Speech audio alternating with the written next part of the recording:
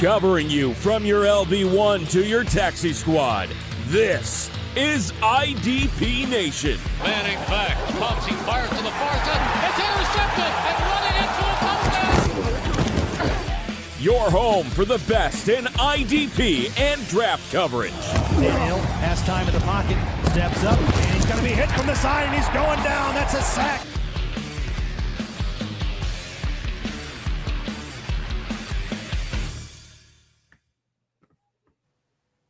Welcome back to IDP Nation. Yeah, now see there, I got you on there. Tyler with the curve, got you on there. No voiceover, but I got my name in right, and that's cool. Hey, well, Baby Kyle, steps. Hey, budget cuts. Baby I get steps. it. I get it. That's right, budget cuts. Times are hard right now. Your tariffs got We need to start a GoFundMe. That's what we need to do. Nobody's enough about us. We got two guests with us tonight. We have one and only Mace and the IDP Mace. Hunter joining. The Mace. That's what I said, the one and only. Appreciate having me on the show, guys. Yeah, thanks for having me, guys. Stoked to be with you. Oh, it's great to have you, man. Well, I was excited when y'all decided you want. We tried this a couple of weeks ago, and it didn't quite time out right, but it's all right. Just in time for the draft to recap it. The next draft. Yeah, recapping the draft. So we're talking IDP rookies, right? The draft's over. We know landing spots. We know some of the undrafted rookies where some of their spots are.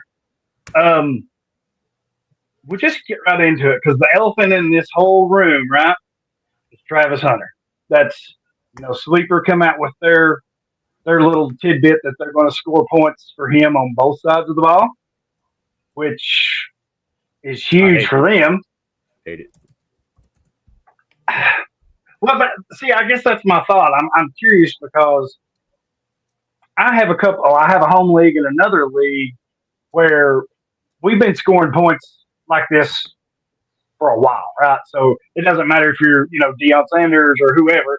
If you play defense, you get points. If you play offense, you get points. If you do special teams, you get points. So to me, it's not really a big shocker. But other formats or platforms, I can see where this is, especially if you're in a dynasty league and your scoring's already set, I can see where this is huge. I'm not I'll a even fan at add all. to that a little bit. He's on the Jaguars. I mean, this whole season, me and Mace were like, let's push back. Everybody's like, I want more cowbell. They just they wouldn't talk it.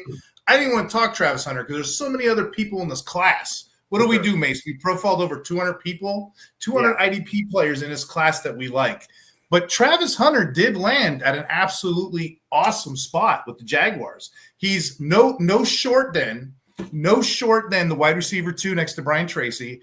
And at cornerback, he's no short than the CB2 to Tyson Campbell. So the way I'm doing it, to answer your question, Darryl, the way I'm doing it, in those little tiny leagues where I only got, start 4 or 5, whatever, he's my DB. An extra wide receiver in my DB, I'm winning that league. And then for my bigger leagues, like our MFLs where you start 3 or 4, he's still going in there. He's going in as my second or third defensive back. I've been kind of profiling him 1.02, 1.03. It's depending on the format. I mean, I don't know about you. What says you guys? Yeah, I think there's not a lot of options there. They went out and signed De'Ami Brown. They have Gabe Davis as well. But Brian Thomas Jr. and Travis Hunter, and the lead tight end right now is Brenton Strange. So I don't know. You kind of get a guy that can play both ways, but I feel like maybe you just play him in zone coverage on defense, 20 plays a game to make him happy, 15 maybe, and then on offense you're having him run routes and do things. I mean, that's one of the things that scouts liked. He ran routes on his pro day, which is kind of surprising. I think he kind of wanted to show that off. He had some good moves. I don't know. It's kind of weird because the pro days, everything's all kind of flashy now, right? You have scripts. You have like guys trying to do triple moves and then like catching the ball for 5 yards, like just unrealistic things happening. But he's got the footwork. I think honestly, because we all play IDP, but in conjoined leagues, like Steve was saying, especially two position leagues, if you can get a wide receiver numbers as a cornerback, that's just a W right there. So I'm buying the dip on him. Now it'll be unfortunate for people in conjoined leagues if you go to get him and he doesn't play as much offense as he does defense. Then you're going to be relying on him to be a tackler, and that's just not really something that he is, I don't think. Maybe something he can develop. Like he's active, but he gets a lot of tip drill stuff, a lot more finesse. I think some of the bigger wide receivers like a DK Metcalf, Pickens come to mind. I think they would just ball out on him. So has MFL? What do they have him listed as? Is he just wide receiver? Or is he? He's both. So he's a backup corner. He's the third cornerback in that rotation, like Steve was saying, and then they have him as the slot guy, I think, or maybe they'll put De'Ami Brown as a slot guy. Either way, he's running 30-plus snaps on offense, I think, locked in. I think so, too. And I think Steve, both of you did, but I think Steve kind of nailed it. He landed in the perfect situation. Jackson, or as I call him, Sucksonville, because, like you said, he's no worse than their second corner. He's no worse than their second receiver. They have to have him on the field as much as possible. And in that scenario, I think the volume is going to be there on both sides of the ball. It's not kind of a volume heavy on defense, and we've got a special package for you on offense, or vice versa. I think he can really see some significant volume on both sides. And if that's the case, if that holds true, he's going to be a ultimate cheat code right now. Yeah, just talking like real life NFL, who trades up for a corner? I haven't seen that happen in a while. So, like, to move up, give up the first, this guy, they're going to put him in, I think. I kind of just, like, talk myself back into him. I keep going back and forth. But at this point, I think they're right on the wall with the team and the situation. Trevor Lawrence needs to shine because they paid him. He hasn't really done much. So, I think it's in their best interest to get him out there next to Brian Thomas Jr. and see what happens. I know Sean plays a lot of redraft and, like, best balls. So I would think in those type of leagues, his value shoots up even higher, right? Because most rookies, you're a little hesitant, right, on redraft and best balls because you just don't know unless they're an Abdul Carter or something like that. But him having that dual eligibility position-wise, I think that really boosts his value in those type of leagues, I would think. Well, wide receivers are usually some of the easiest to start as rookies, depending on, if there's clear path to snaps, playing time, and all that. And he's definitely got it. And, yeah, the dual eligibility would just, pretty much everybody said it here, cheat code. So if you can get him, you're going to have to pay a lot for him. Yeah. And then I see him being more of a receiver and probably less cornerback, just for longevity purposes, and then that's where the money's going to be eventually too. But so to answer Mace's question, I was kind of curious. So I looked this up while we were discussing. A CB's never gone that high, never. Since 1997, no team moved inside the top two to pick a non-QB. To your point, the Rams took Orlando Pace, and then I looked up another one. Since 2007. No team has taken a wide receiver this high. So either way, you want to look at him as a wide receiver or treat him as a corner. The last time that was done in 2007 was Calvin Johnson. What's interesting about Orlando Pace and Calvin Johnson, they're both in the Hall of Fame. So there you go. I'm taking my shot. I'm drinking the Kool-Aid on that guy. Usually I don't like to play close to the vest, but I think we're all in agreement. He's a top 2-3 pick. Easy. He's not just a DB. Yep. Right. Yeah, full-on playmaker, no matter what he does. Yeah. There's some of these guys that are tweeners that, especially, here in a little bit, that they're not really good at either one. He's really great at both. And it's not just from, like, linebacker to edge. It's both sides of the ball, which is crazy. Thanks for y'all who are in the live chat. Jamie, thank you. Catcher in the Rays here. Clever name. He's got a question. So we're just going to jump around. He wants to know who's the real top defensive tackle in college football, Mason Graham or Walter Nolan? They're both real. Next question. Such a bad answer, dude. They exist. Yeah. This is easy. Okay. And I think NFL-wise, or, college football or NFL, I think a lot of things are different from fantasy, right? We've talked about this over the years. Everybody knows. I think for fantasy purposes, I want Walter Nolan. And I think he's clearly my top defensive tackle in this class. Not saying he's the best, but I think for fantasy, he's going to be the best. Because he goes to Arizona. They've got Calais Campbell. They've got who's the other one? Sweat. They just went and signed Sweat from Philly. There you go. So they've got another defensive tackle. Robinson. Yeah, they got him in the first round last year. All those Cardinals defensive linemen are on notice now. You know what I mean? Every BJ, Robinson, they all got their pink slips at the door when they drafted this guy because they're trying to build a team now. They got a lot of great picks. Is it Dalvin Tomlinson they have? Yeah. See, that's the other one. So they have Tomlinson and Campbell, who I think is going to start, right, because they're veterans. But that's even better for Nolan, in my opinion. He gets to learn from two veterans for a year. Like you said, they brought Robinson in last year, but I think Nolan is going to be, from an interior spot, he gives you pass rush, right? And I don't think Mason Graham really gives you the upside as a pass rusher that Nolan does. I just think Nolan's the better defensive tackle all around. So he's my number one. I don't know if y'all got him as y'all's number one or what. So define real, like real football. What Walter Nolan was, a 5-star recruit. Fantasy football. Yep. I don't know. I mean, again, DT is so hard to play, you can't call it. There's a lot of guys in this draft class that are like elite pass rushers, but you'll notice a trend: they can't tackle. They can't tackle to save their life. They're like my uncle trying to tackle my nephew running across the street. To say, but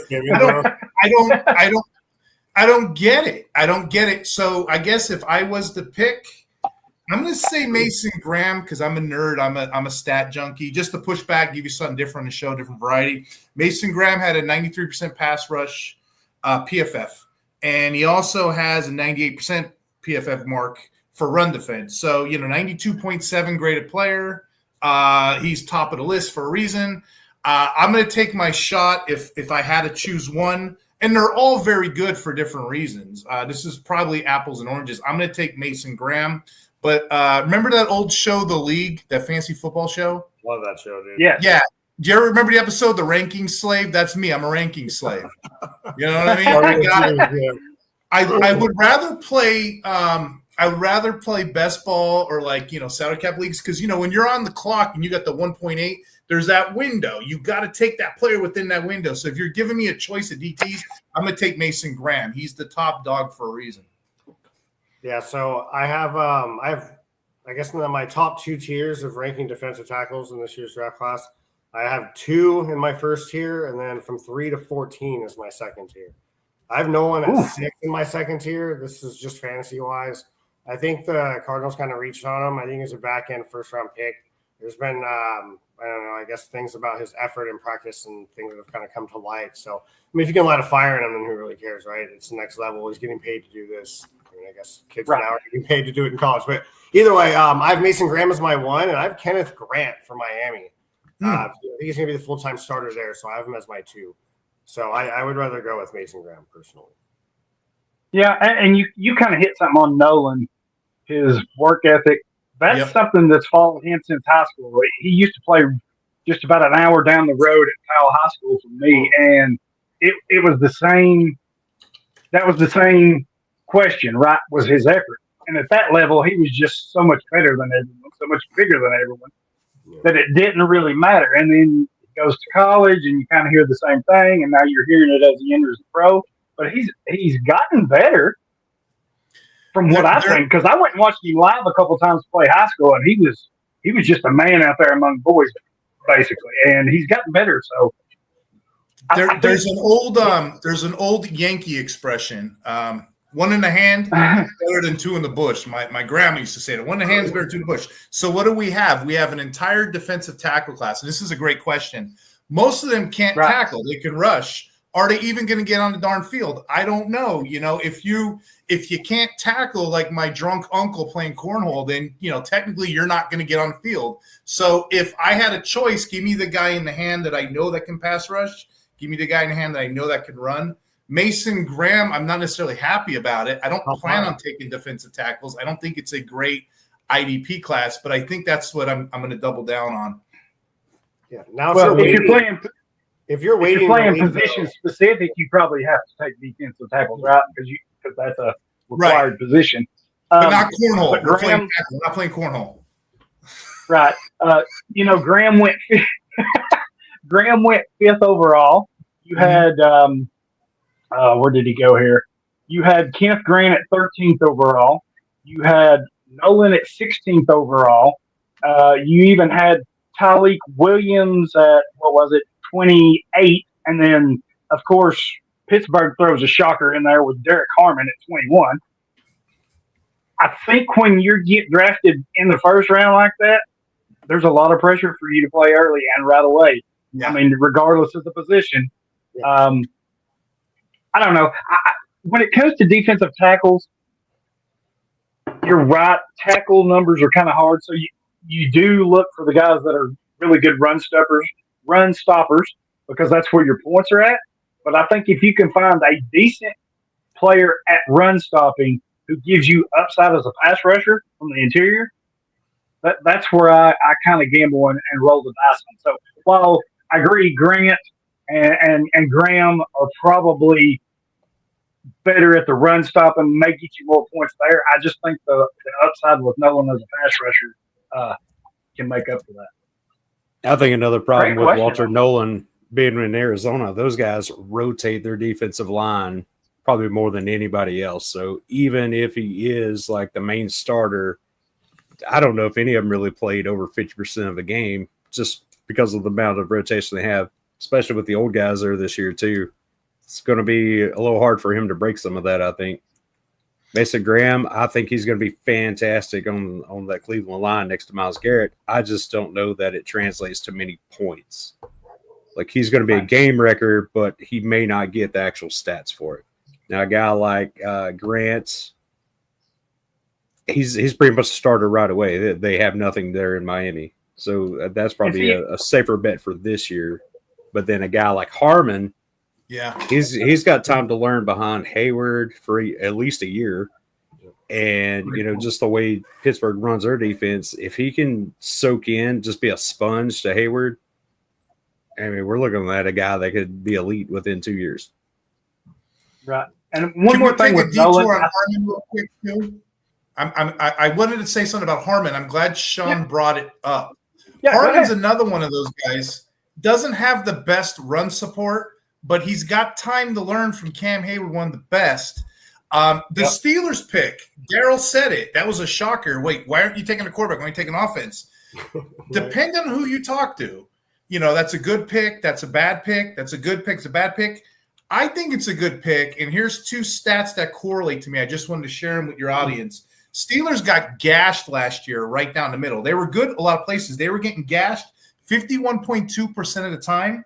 Conversion rate was either a first down or a touchdown. That's pretty horrible. And we're right down the defensive tackle. Now you got the defense, 69%. Just giving it up. Harmon is coming off of what? 10.5 sack. We can't correlate tackles for lost sacks, but he had 55 damn pressures. So if he can get anything out of this, come into the NFL, learn a little bit, sit a year or two, like Sean said, Harmon might end up being like the top guy when it's all said and done. I'm not repeating that. These are the people that follow us around, Daryl. It's the IDP community as a whole. We got draft capital is everything. So if the guy gets taken on the first round, he's going to get opportunities. You have your rarities like your TJ Edwards and probably Ivan Pace. But for the most part, if a guy's taken on the first or second round, they're going to be slotted in sooner than later. Mm-hmm. The main thing with defensive tackles is patience, because hardly any of them come out in the first year or two and just blow it up. It takes time for these guys. Yeah, I did an Age Cliff article over the Fancy Six Pack because I wanted to know, because everybody talks about like offense, like get off the running back at 20. I wanted to know the age cliffs, and to your point, Sean, 26, 28 is when they start to peak, and they're good and plenty to about 30, 31, then they crash. It's a lot different than defensive back. As soon as you draft him off the shelf, you can start playing him. So defensive tackles do take a while. So that's kind of a trick question, but it's a smart question at the same time. And nobody's mentioned, and we've got another question, but before we go, and nobody's mentioned, but Kansas City quietly in the second round took a really good defensive tackle in Omar Norman Lott from Tennessee. Probably not going to play a whole lot this year, but they're playing the future game, right? They know there's something they have to deal with coming up, and that's Chris Jones and his contract, right? They've been kicking that can down the road and what have you. They're trying to stay in front of that, and I think him sitting for a year or even two is great. And he's another one that has really good upside as a pass rusher from the interior. He almost reminds you of Chris Jones, and I hate doing comparisons, but he kind of reminds you of that a lot. So, if I may, Daryl, I have a stat for you. If I may, I just want to share. Omar Norman Lott is my sleeper, so we are vibing right now. Highest pass rush win rate in the entire college draft. Omar Norman Lott, 18.9. Aeneas Peebles, 17.7. Derek Harmon, 17.6. Riley Mills, 14.3. That's pass rush. Let's turn the page. Let's go to true pass rush. That's when you take out the bubble screens, you take out the tight end. Guess who makes the list this time? True pass rush. Omar Norman Lott again, 30.8. Derek Harmon again, 26.5. Now we got Aeneas Peebles, 25.5. TJ Sanders, 21.2. Our boy Mason Graham, 20.8. It's a great pass rushing class. But again, yes, they're tackling like Sean's uncle playing cornhole drunk. I don't know which ones aren't, you know? Right. Yeah, I love Norman Lott. I do too. I was really pleased that he landed with Kansas City because I think they're just going to maximize what he can do. Is it just me or the draft this year? The better picks were like the middle end. Like I didn't like the top. Yeah. It's better just to go back and just stockpile your picks like the Browns and people did, you know? Yep. Nova Cypher says, who's a good sleeper at linebacker? I have one. I don't know if Mace is going to say it, so I don't want to steal your thunder. If you want to go first, I have right a list ahead. of like 3 or 4 guys, I guess, but I don't really know if there's. Well, I've got one, but I'm gonna let you guys go first because I want to see if I like even on your radar. 3 guys, you know. Okay, Mine's past day 3. Okay. Ooh, I love it. that's deep. Yeah. So I'll let y'all go first, but we'll see. Go ahead, Steve. Oh, okay. I didn't want to take it because it's your team. No, I Nick Martin, the 49ers. I was thinking Nick Martin as well. He was undersized linebacker. You know, he dealt with some stuff in college, but like he broke out at the combine. One of the articles I did, the Six Pack again, it's like combine cheat codes. There is a correlation with speed with those 10-yard splits, the 40-yard times. Nick Martin posted a 10-yard split, 1.54 seconds. That's the 5th fastest. Then the 40-yard dash, 4.53 amongst linebackers. All he has to do is beat out D winners. He can push that job out during training camp. Yeah. That's a guy I'm really excited. I got several, but Nick Martin is one of those guys. Just the way the depth chart looks, it's his to own. Yeah, unfortunately, D Winters can't stay healthy. So yeah, I mean, he's good when he's on the field, but yeah.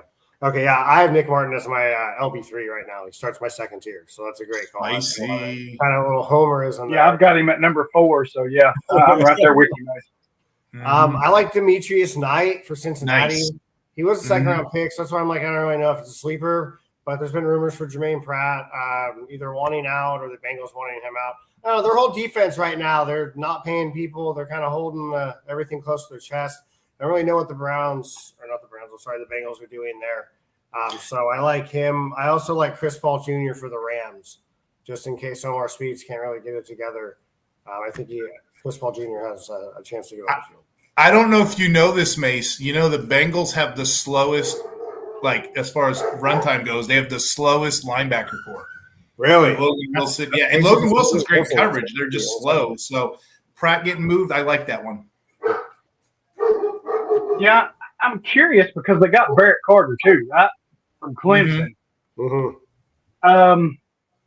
I think Carter's more of a true inside guy, right? Do you see Demetrius maybe playing some of that edge role a little bit as like the outside guy? Because they've got him listed on our lads. He's back up to Pratt right now on 2 weeks out. So I think he gets immediate start and 3 linebacker sets, maybe some early down run, and then assuming Pratt stays. But after that, then I think he comes off the field for the other guys. I think Carter's going to make his money on special teams just because that linebacker is so kind of thick at the back end there. And they just signed Oren Burks, who can also play special teams as well, and actually had a pretty good end of the season for Philly. All right, Sean, who you got? Well, I really like Nicholas Martin there too. Knight, I don't hate him going to the Bengals. Him being the old guy, he kind of needs to get it figured out like right now. His window is a lot shorter than the others. Another guy I'm kind of looking at is Jack Kaiser, and it's more about the situation. Foyer is getting old. Devin Lloyd, they've already declined his 5th-year option.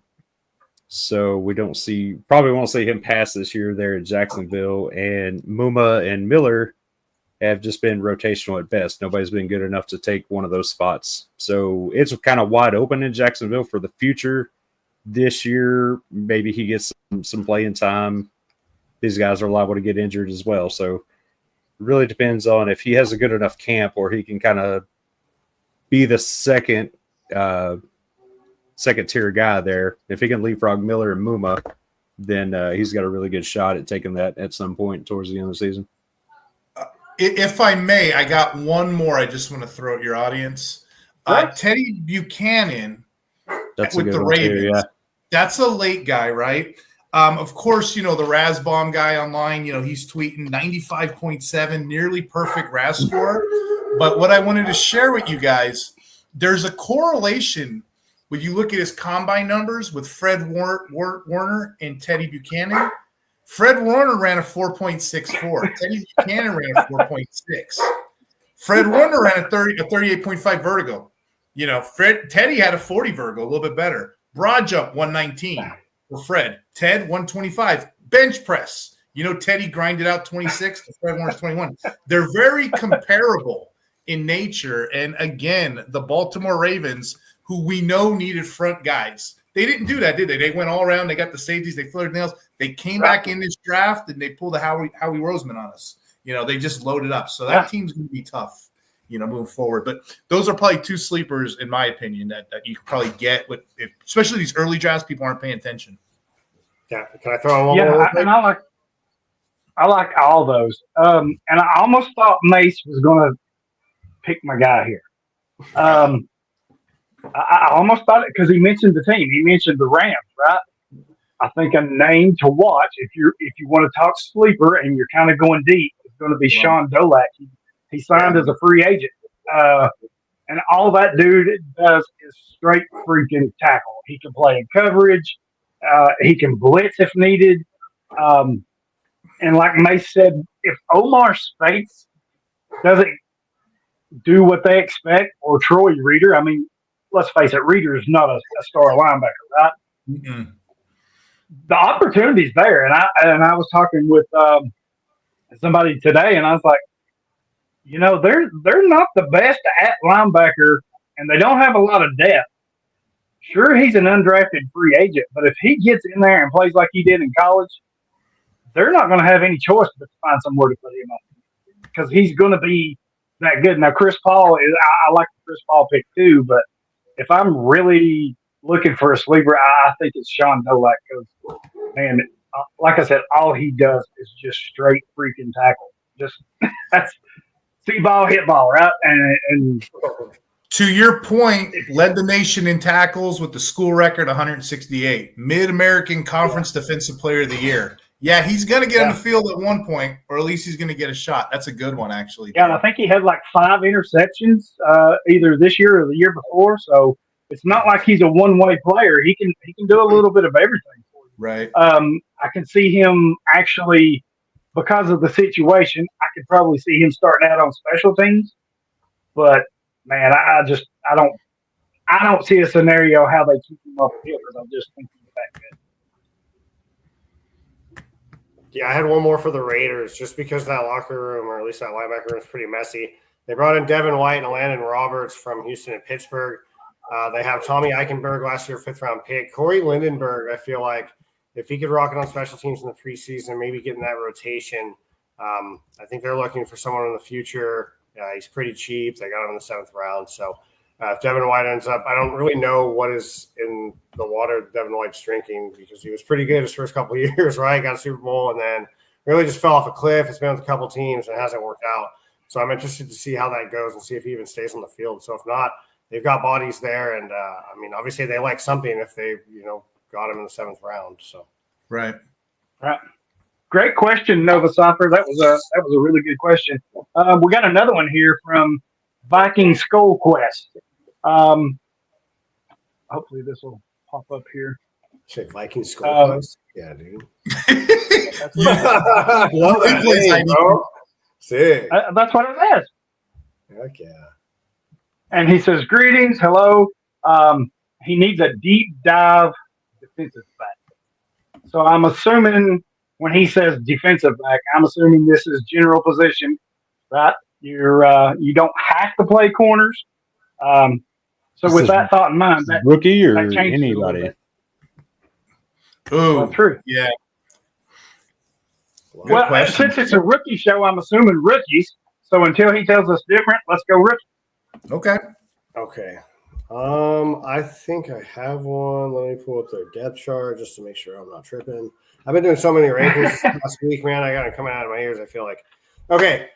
So the Tennessee Titans got Xavier Woods on a Band-Aid contract. Monty Hooker from 2019. They drafted Kelvin Winston Jr. in the 3rd round of this year's draft.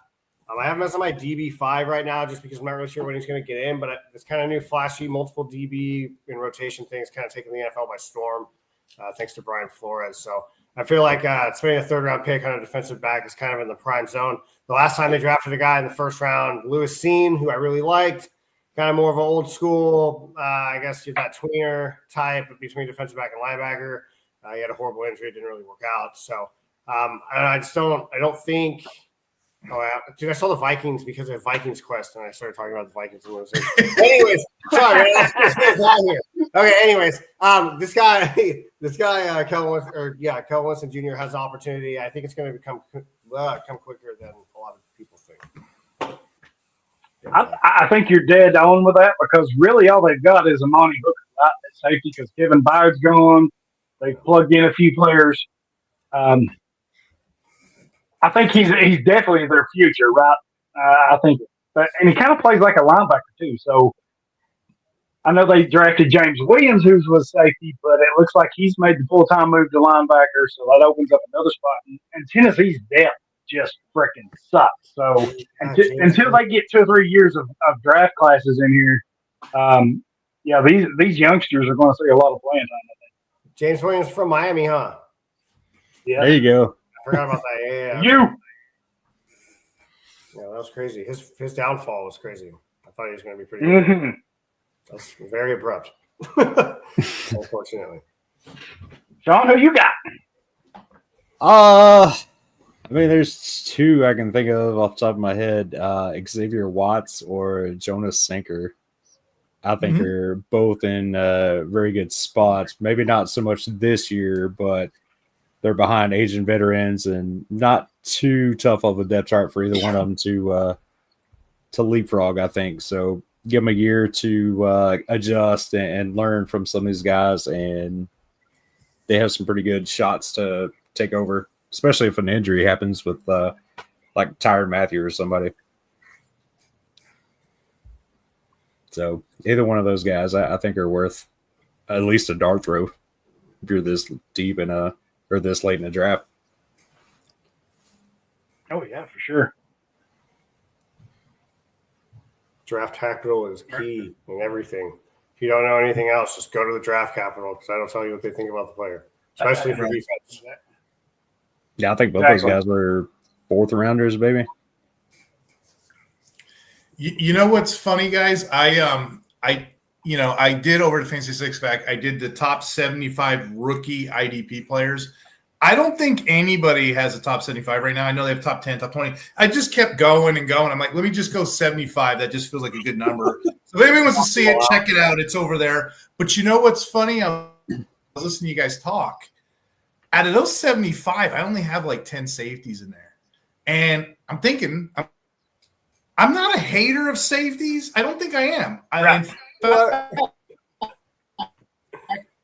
You hate defensive backs, Steve. Of the deep, nobody notices. It's all about the position, whatever. Right. And, those top 10 are probably against. I'm going to go super, super, super deep, the deepest I can go. There's a player. His name is Dante Trader. He's you made that up. No, that's a serious thing. Dante Trader Jr., I swear, round 5, he's my safety 155th overall. Listen to this guy, right? Trader is a former 2-sport star. He was 5th in the world, right? As a I guess like a pogo, whatever the hell it is, whatever sport, right? Trader now goes back to the Dolphins, okay, with Jordan Phillips, right? He's going to a weird situation, and I mean he's pretty decent at Maryland. He had 47 games. He tallied 190 tackles, 5 interceptions, 15 defense.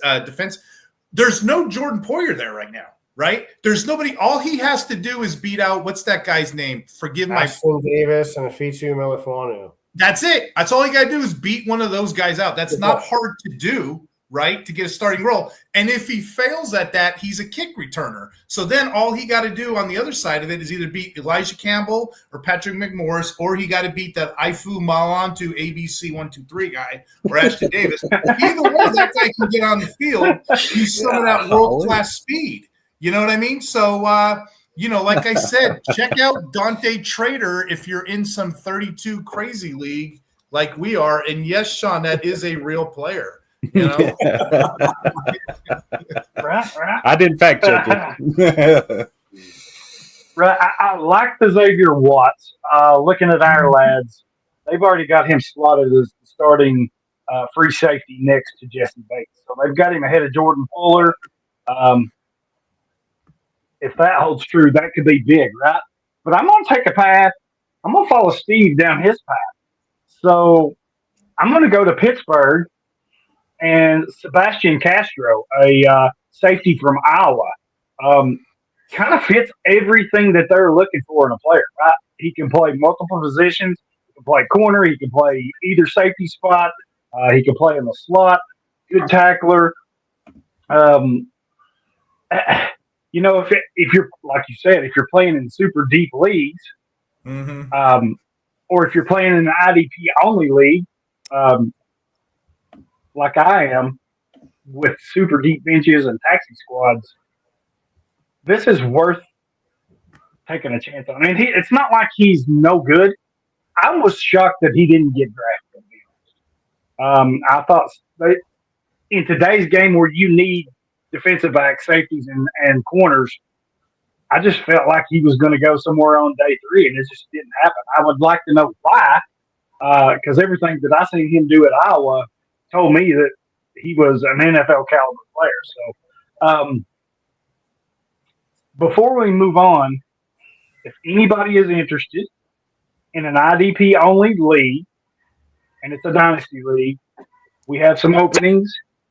It's unique in the fact that we generally draft before the NFL draft. So you kind of got to know your college players. You kind of got to do your homework, right?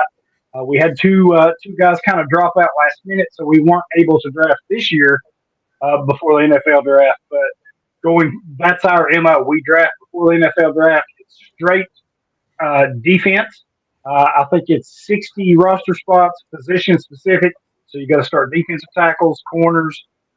There is 20 taxi squad spots.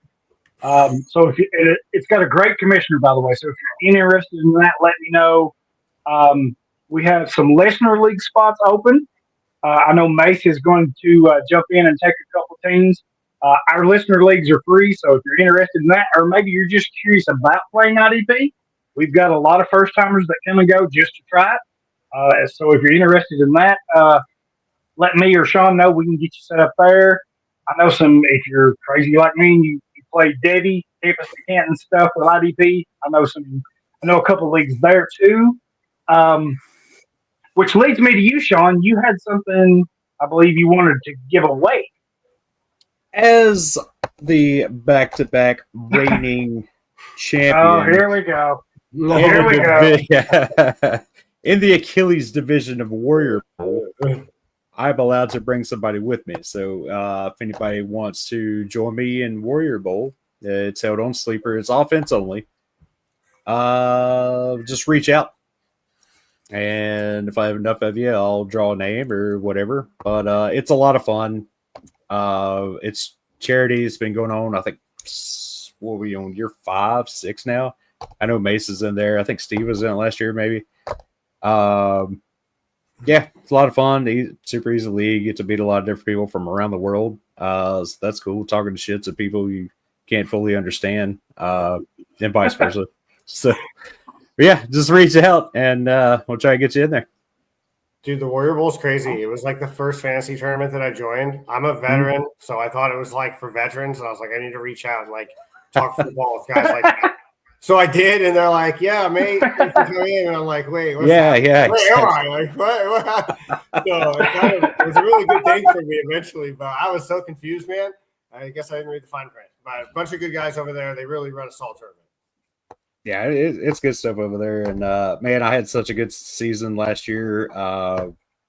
When it got down to the playoffs, gets kind of crazy because you start getting the top 3 scorers from each division. There's like, I don't know, 40, 50 divisions. It's a lot. And if I'd have just made one more cut, I think I would have won the entire thing that final week. So that hurt.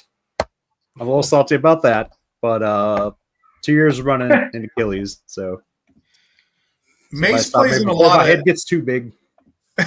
Mace plays in a lot of interesting leagues. Like there's one league you brought me in. What's that one? The guys are in the chat speaking in African. We had to put the translator on. Yeah, we had to put the translator on. They were talking about a trade or something. Remember that? I don't know what league that is. We have Brazilian leagues. Pedro, a guy that works with us over at RPF Football, hooks me up with that. Yeah. Dude, they get down. They're more about IDP than I think any other. I know.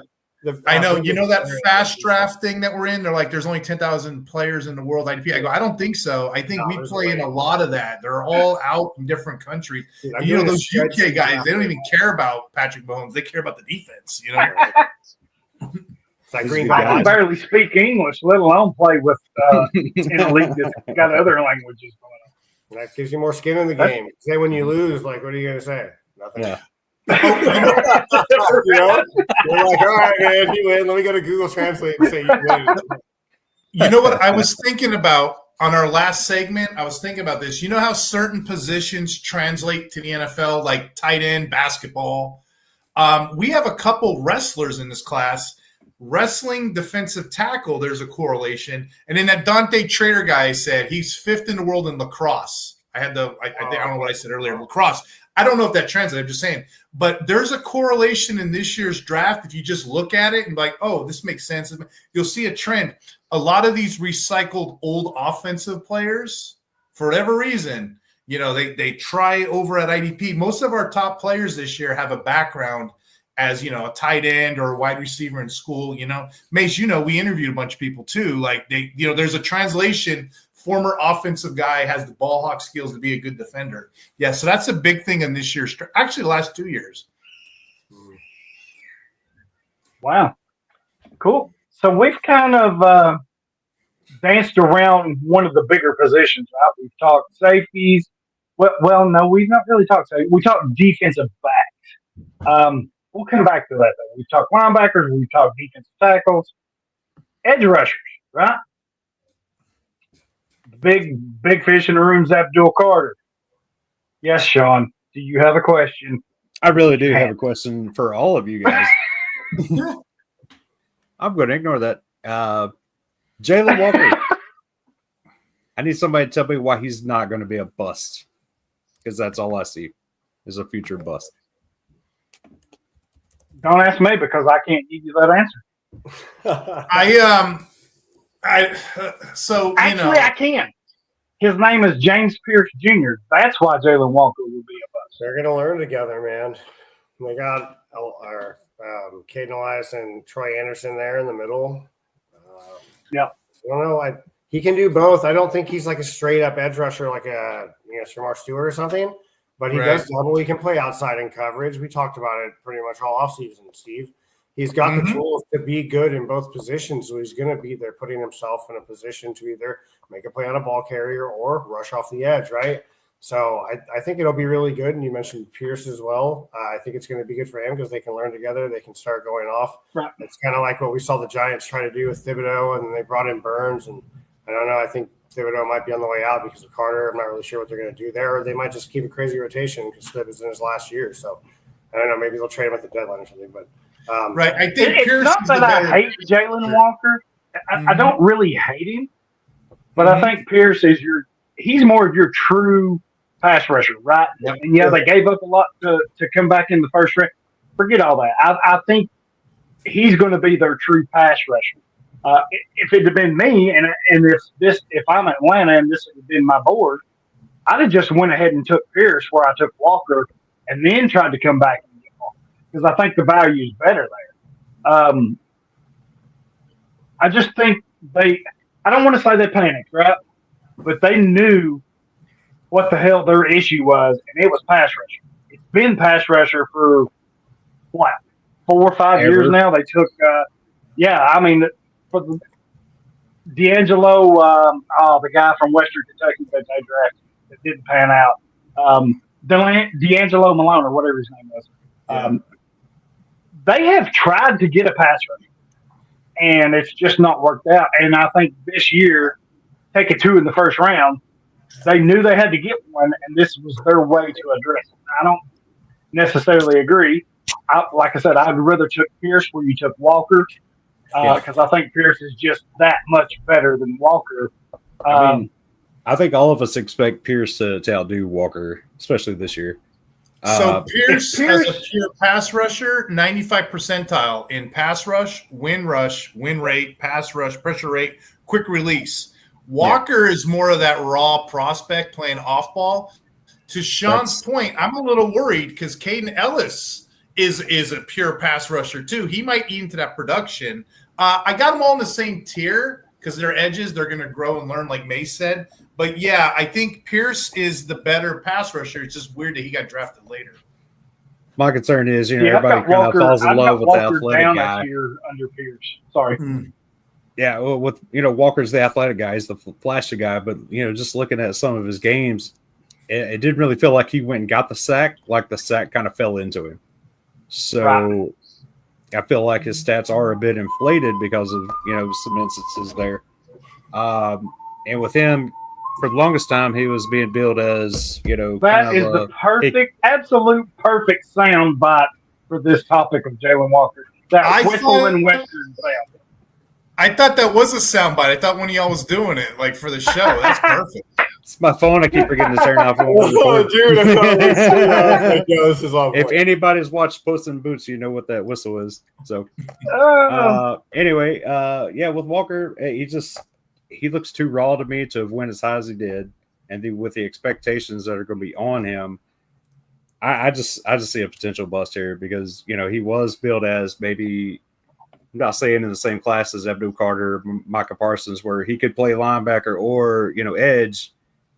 He felt like he just came up short at both. Like he didn't really excel at either. So he just kind of meh, but with some really good numbers athletically. So I'm concerned that he doesn't pan out. If he does pan out, I think it takes a couple of years to actually reach that potential. I got a question on a player. If we can kind of change. Okay, no, fire away. There's a guy that a lot of people were debating. I had a guy tell me to F off because I had a beginning second round grade on Mike Green. Was it Sean or no? A lot of people were in on Mike Green, and he kind of lands in a favorable position going to Baltimore. They have Owe, Tavarius Robinson, Kyle Van Noy, Adisa Isaac, David Anjabo, a lot of guys who are just going to be rotational, kind of battling for spots. Do you guys still, or have you been in on Mike Green? And if so, do you expect anything from him this year? So the Yes biggest and problem with that Yeah. is just Baltimore in general. Like I think he could be again a really good guy, really good player. But the way Baltimore brings along their young edge rushers, like they never just throw him in there. Good take. Even Oweh's been, it's been years for him to get kind of that starter spot. They brought in like Houston and forever. Benoit's the old guy in there now. Dumerville, they're always bringing these old, end of the line kind of guys and kept putting those in and bringing their guys in, slowly. So I think it would take a while for Green to really pay off. I don't know. I get what you're saying, John. I'm kind of in agreement with you, but I don't know that it's going to take a while. You got Odafe Owe, and you've got Kyle Van Noy, right? I don't think Owe is superstar, nothing special, right? He's no Crosby, he's no Garrett. He's not on that level. He's just not. Van Noy, who played above his value last year with all those sacks, he's an older guy. It's just not going to hold up, I don't think. So, and even if it does, you got to look towards the future, right? They have Tavius Robinson. They drafted David Ajabo a couple of years ago. That's not kind of worked out. So, Adisa Isaac that they drafted, I just don't know that they have anybody that's going to overtake Mike Green. Now, I know he's only had the one big year of production at Marshall, right? But man, the TFLs and the sacks that he had down there is hard to ignore. Now, I think, telling Mace to F off, I don't think that's Somebody cool, has to do it, though, Daryl. Somebody has to. Was it one of the Brazilian guys? Well, it's true, and I do like to tell people they F off. I mean, it's one of my favorite things to do. Just ask It's Kyle true. and Dan and Sean. They'll tell you. But That's I how he think says that, I love you. and maybe I'm wrong, but I think maybe that stems from his off-field accusations or whatever. And if that's the case, I get it. But and maybe I'm wrong here, and I'm going down a rabbit hole, and I've had a couple beers, so bear with me. I get it, right? We hear, I don't know how to word this, so this is going to come out wrong. Fuck it, I don't care. I get the whole domestic violence and shit like that, right? I get it. That's bad. I'm not condoning it, whatever. But when it comes to fantasy football, that's really not a factor. Now, if you choose to not pick a player because of that, hey, I'm all for it. Well, look, we've seen, because he had questions, Pierce had questions, Isaiah Bond had questions. One of those guys didn't get drafted at all, which makes me think one of those is way more severe than the others. You know what I mean? So if it was okay enough for them to go ahead and take Green, which he fell to Baltimore, just like, it always happens to Baltimore, the guys that come to him. Here's the thing with Green. I don't think it's that big of a They got him at a great value. Yeah. He's a position of need because they got aging starters. And if he is who we saw at Marshall, they just got to steal. Right. I don't want to pull any stats because he's got the stats. So I'm just going to do a quick take. That pretty girl you used to sit by in high school, pass the math test, kind of cheat off her. Maybe that nerdy kid, Jamie Perogue in the chat right now, that's saying all the nerd. He used that nerdy kid. You sit by, you cheat. Anyway. That's what the Baltimore Ravens are. They're just good, solid dudes you can cheat off of. They're going to build this kid up. They're going to put him in situations to succeed. Steelers do that too. There's a couple franchises that build people up. And I think that's what Sean was alerting to earlier. I think he'll be okay. Stay away from all the bad stuff you do. Lock him in a room like they do with those, those old werewolf movies. They chain the guy up. They lock him up at night. Just do that. But really look at the depth chart. An aging Kyle Van Noy, who I keep betting against, and he keeps producing. That's Mace's guy. For real, I right? keep saying no, but his body tells him yes, But he's got to compete with an aging Kyle Van Noy, a David Ajobu who stays hurt, and underachieving Owe, depending on how you look at that, whatever. But that's all he has to do to get ahead of the top, the depth chart. So, I'm betting on the team. I'm not betting on the player, if that makes sense. Makes complete sense. And side topic here, Calvin Noy. I will take him in every league that I've got because at some point I'm going to need him, and he's going to help me at some point. I don't care if he's 60. It's going to happen. I'm in a 64-team MFL league right now, and I got this. They're doubles, but I got him in like the 33rd, 34th round. I'm like, what are y'all doing? You can play him at LB too, and he's back heavy. I'm like, okay. Because, I'll just build the offense, Sean, and then I'll come back and get like the guys like that, So that's the great thing about those big leagues because rookie fever carries over. So they're like, man, he's an old guy, slide him down the list. That's how, you can get offense and defense. That's why you can get Mike Evans all the time for near nothing for his return value on offense. Man, you ain't joking with this rookie fever. And I know we're talking rookies. We're hyping them up. I trade a lot of my picks for guys. I do too. Rookie fever is a real thing, Mason Darrell. Rookie fever is like it gets more hype than a Chick-fil-A opening in a small town. You know what I mean? My town would kill for a Chick-fil-A or that right little now. small town, Walmart. Like rookie fever is a thing, and we're right in the midst of it right now. Yeah, that's funny you said that because my son just started working for Chick-fil-A a couple weeks ago. Tell him to hook us up. Right. Yeah, so right now it's all the rookie drafts. He keeps all the it's all the rage. Or like I guess when we were kids going to the mall in the 90s, that was a big thing going to mall. People don't care about malls, but old people do now. But no one cares about malls. But yeah, we're in the midst of rookie fever. You're absolutely correct. Let those guys take shots on Dante Trader while you're taking proven Calvin players. Noy. Alex Anzalone every year. There you go. There you go. Levante David, Demario Davis, like all those guys every year would drop, and you're getting huge return. We should do another podcast on just that, just names, just keep going, just Sure, we can do it. You tell me when we'll make it happen. Jamie's been active tonight, so he wants to know who would you rather have in a rookie draft, Emmanuel or Malachi Stark? And I feel like we've talked for 20 minutes on Baltimore.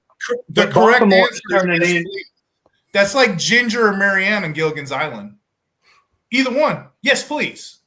Just give me. Oh, wait a minute. How's that take on that? Yeah. Ginger Marianne. I'll give you that.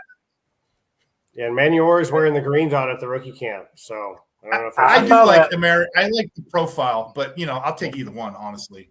I mean, I think Starks is going to be the immediate starter, whereas Emmanuel is going to have to work his way in because they have Jordan Love and Kobe Bryant. Yeah. Yeah, so. And yes, Starks is listed as on our lads. He's listed as the starting free safety. Okay. So I think they're both going to be very good. If you look at draft capital, I mean, they both were drafted between like 25 and 50 something. So they're going to play. Emmanuel is the one that has all the great combine stats, and he's gonna get play from the edge in the box. And then the thing about Starks is though he's gonna have to play that full-time role with Kyle Hamilton and figure that in. But I would take either one, and I'd sleep like a baby. I don't know if I've ever asked this, well, with you all, and it seems like a lot of fantasy content makers, whatever. I see it a lot on offense, right? Because offense is king. But I got to ask it defense too. Are you hesitant against like drafting Emmanuel? Now he played at South Carolina. I've seen him because I'm a Tennessee fan, so I've seen him play in the SEC. He's really good, right? But are you a little leery of a player that just comes out and just destroys the combine like that, or tested well, or whatever? Or are you more? I guess are you more like me? I bigger, faster, stronger Al Davis. I get it. I love it. But if that doesn't match up with what I'm seeing on game film, I kind of question.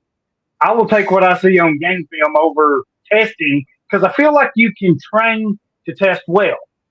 Right. When it comes to game film, you're either good or you're not. It's my opinion. Is that kind of where you all are? Or sorry to get sidetracked. I don't put a lot of stock in DBs at all. That's because dime a dozen, man. But if I was going to take, Well, I'm talking about any player. I mean, just any position in general.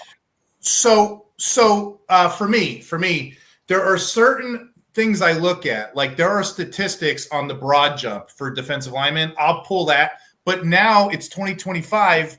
Team scouts have abused that. Now there's guys getting moved up that shouldn't be. So it changes. So stats. The question is stats and production. It's a good one. When you look at production and stats, it doesn't correlate to the pros. If you look at TJ Watt, if you guys remember, TJ Watt wasn't the guy he is now in college. He had the metrics, but he didn't have the stats. Max Crosby was a walk-on. JJ Watt, his brother, he wasn't, if memory serves, he wasn't getting hyped till about the combine time. And then, of course, we know Daniel Hunter was legendary. He had like not very good production at all. And then all of a sudden he started getting sacks. So it doesn't correlate. But to answer your question, I do want to see it.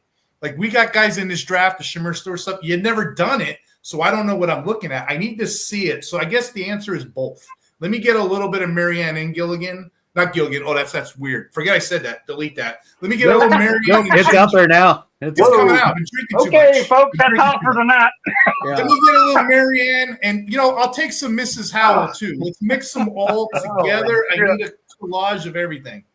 Yeah, so I think I try to stay wary of it in the early rounds, but in the later rounds, I think I like it. A guy like Ben Van Sumeren for the Eagles is a guy that really jumped up and stuff. He's a previous running back.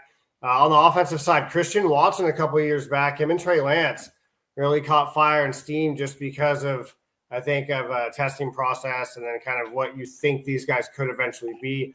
Obviously, that's the offensive side of the ball, but I think if a guy's like a UDFA and he gets the rise because of that, then I think coaches saw something on tape, gave him consideration, then he balled out, so now they're going to give him a chance.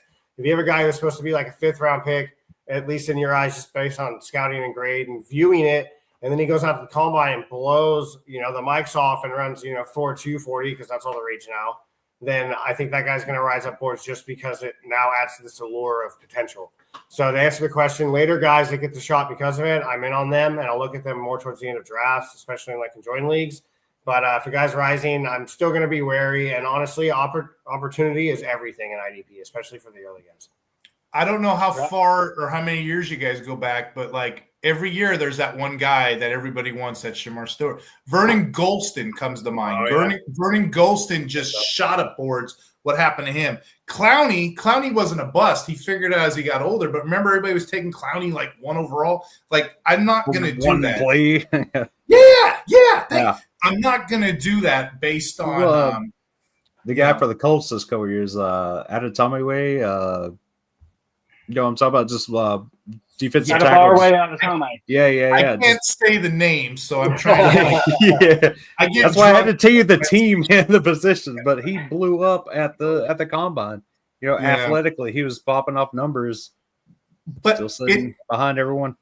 It helps to know what to look at. Like I said, broad jump, 3-cone. There's reason. Substance matters. The runtime. The runtime doesn't matter as much for the edge. I mean, they're fun to look at watching a 300-pound man. Yeah. Mace was all excited when Chris Jones ran a couple years ago, if you catch my drift. Mace was loving that. He pauses that, all the time. If you catch my drift, I'll keep it clean. But anyway, I don't care. I don't care about these big guys running. You know what I mean? It's fun to look at, right, Mace? It's fun to look at, but it's nothing I don't need. So vertigos for wide receivers, running backs, brother. He's mad at me now. Look at him. He's like, dude. Dude, I will sit there and watch the entire combine. I watch all the pro days. My wife will walk by me and be like, "What are you doing?" And I'm just like, "I gotta watch this." Hold on. I'd rather watch the combine than the Super Bowl sometimes, so I could relate. I was just curious because I see that a lot, especially during draft season, right? And there's this kind of battle, combine versus game film. I was just kind of curious. It really comes down to the guys that are watching college and the ones who just look at stats.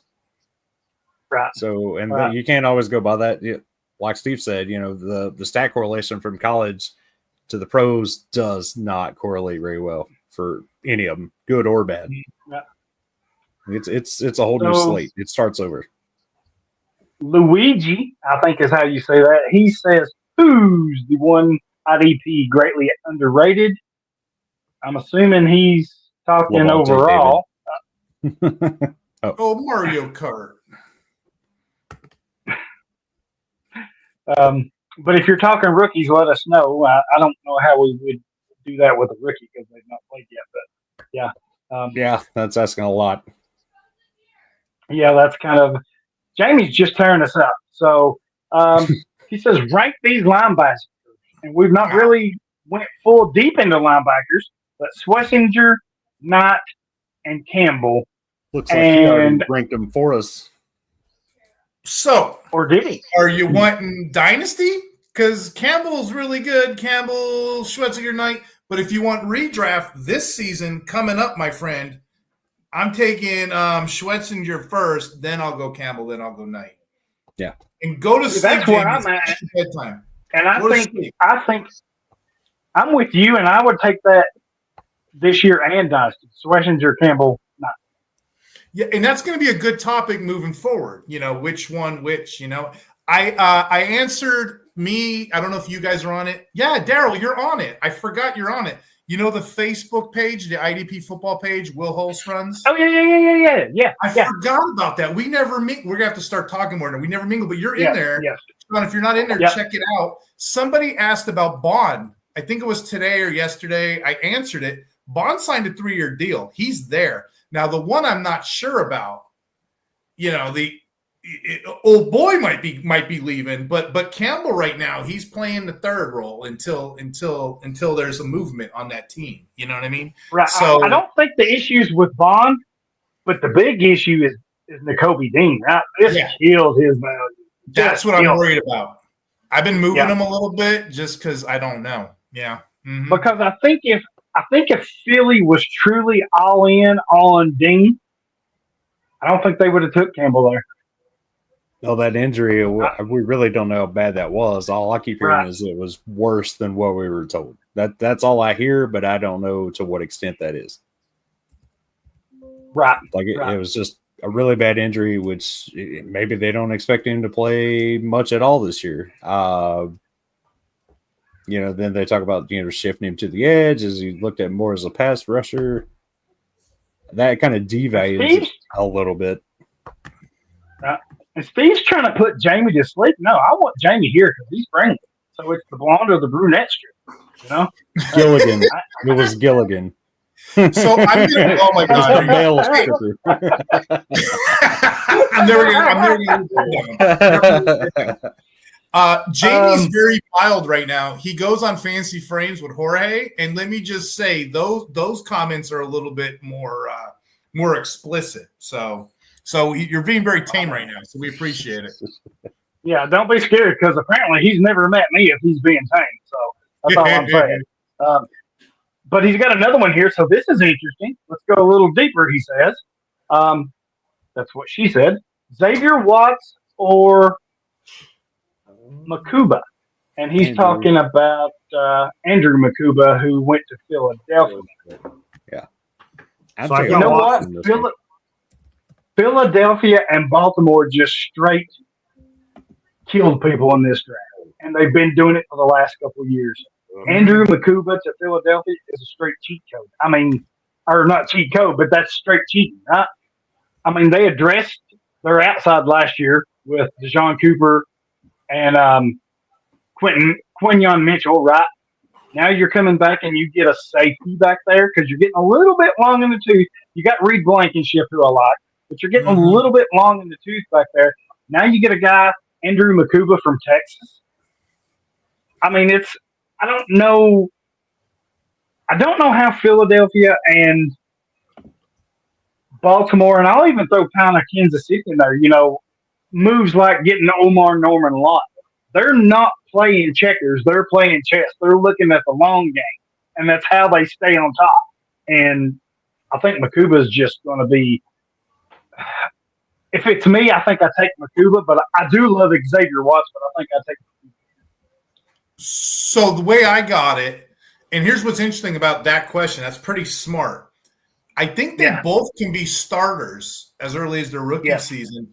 5th round draft capital for a defensive back, that correlates. So they both got good draft capital.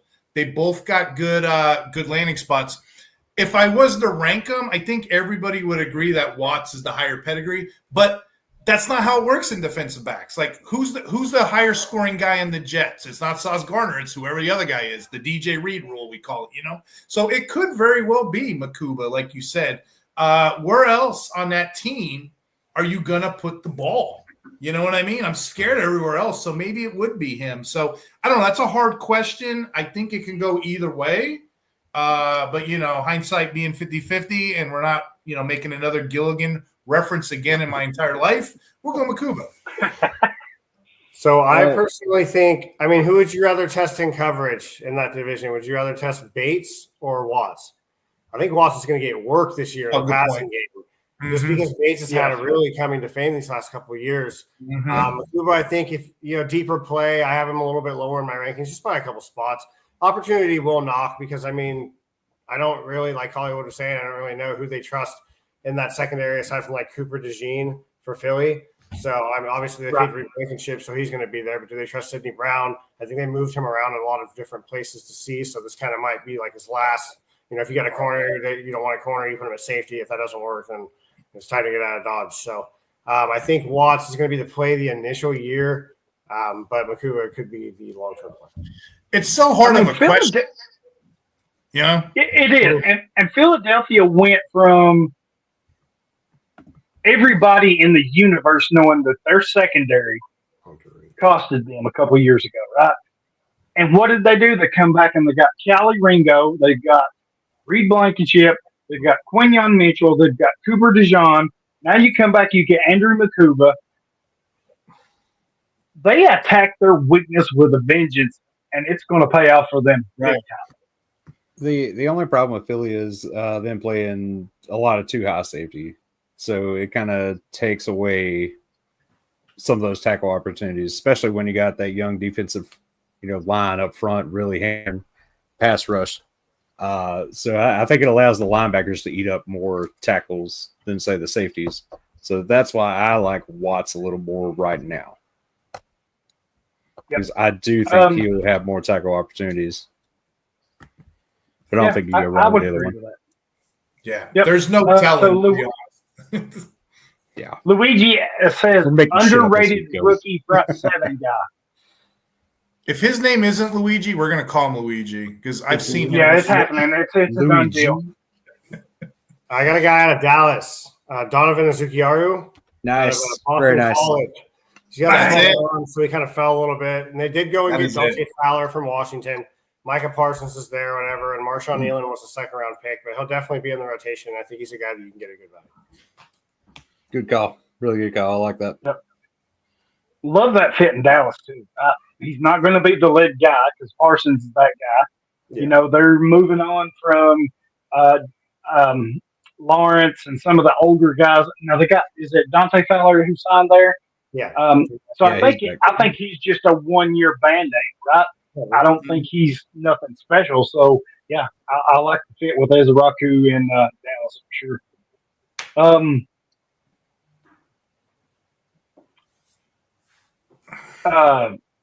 My brain blank. Steve, you mentioned you had a top 75, so I threw a top 50. You said you didn't have a lot of safeties in yours. I think I got 10 to 12 tops. I don't. I'm this the right. safety. And I was kind of looking at mine when you said that, and I was like, okay, I've got 50, and I've got 1, 2, 3, 4, 5, 6. I've got 7 in the top 50, so I'm not far off from you. I just don't think it was a great safety class, really. If I was to if you were to put me on the spot, I would say it's a C plus. I'd say linebacker was C plus. I'd say edge was an A. Defensive tackle was good too. But I wasn't. It was good up top, much like the wide receivers this year. It was good top heavy, and then it just dwindled down. So. But yeah, I don't have many, but the top 50, you're right. Yeah, those guys are good. I haven't I was thinking about this when Mace was going. I don't play Debbie, so you guys can troubleshoot it, but, enough about college ball. Kyle Kenner, he got drafted by the Chargers.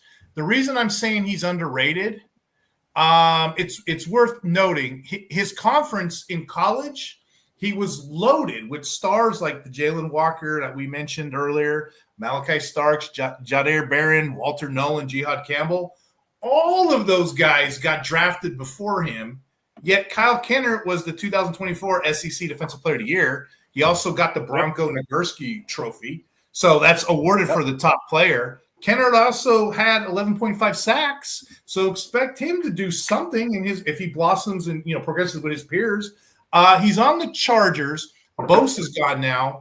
We're predicting Tooley's going to take that job. Mack is still around. So this is probably a nice rotational piece, maybe in the depth. But again, a lot of people are sleeping on Kyle Kennard, so I'll throw him in there. And Mack flirting with retirement this offseason. Yeah, there you go. They got two. So I mean, I don't hate the pick, right? I mean, they're trying. Again, you're playing you're playing chess when everybody else is playing checkers, and I think that's how these teams improve, win, and stay good, right? Because you're staying a step ahead of what your issues are. Don't react to your issues. Stay ahead of them. To your point, I'm looking at Ginger and Sean's looking at Gilligan. It's the same thing. They're playing checkers. They're playing chess. I'm looking here. He's looking over there. It's the same exact thing you just said. We done got you, man. We done got you. There's no living it down. Yeah, this is craziness. I would have never guessed that Gilligan's Island was going to be the topic of the night. So, oh God, he's not going to let me live this down either. So there was 7 main characters. Oh my God! Never forget, Jamie. Never forget. Never forget. Nick Scorton out of Carolina. There's another name I like. He was a second-round pick. Not a lot there on the outside, aside from Brown. And then Tyler Barron could be the third man in the door there for the Jets. They have McDonald. They have Jermaine Johnson coming back from injury, who I like both those guys a lot, but they do use a rotation there. So 2 deeper names. Okay. So let's change it up. I'm going to throw a few names here off my big board and just see how you guys feel, what your thoughts are. Love, hate, whatever. I'm not going to tell you where I have them on my big board. But let's start with. Board. I do have a natural board. Shut your mouth. Let's start with, because I think talent-wise, actual football-wise, right? This dude fell because of injury. And I think the team he went to is instantly going to help him if he's healthy. I think he was a first-round talent. And I think there's some good opportunities as a rookie, if he's healthy, for him to make an impact. Cornerback Will Johnson to the Cardinals.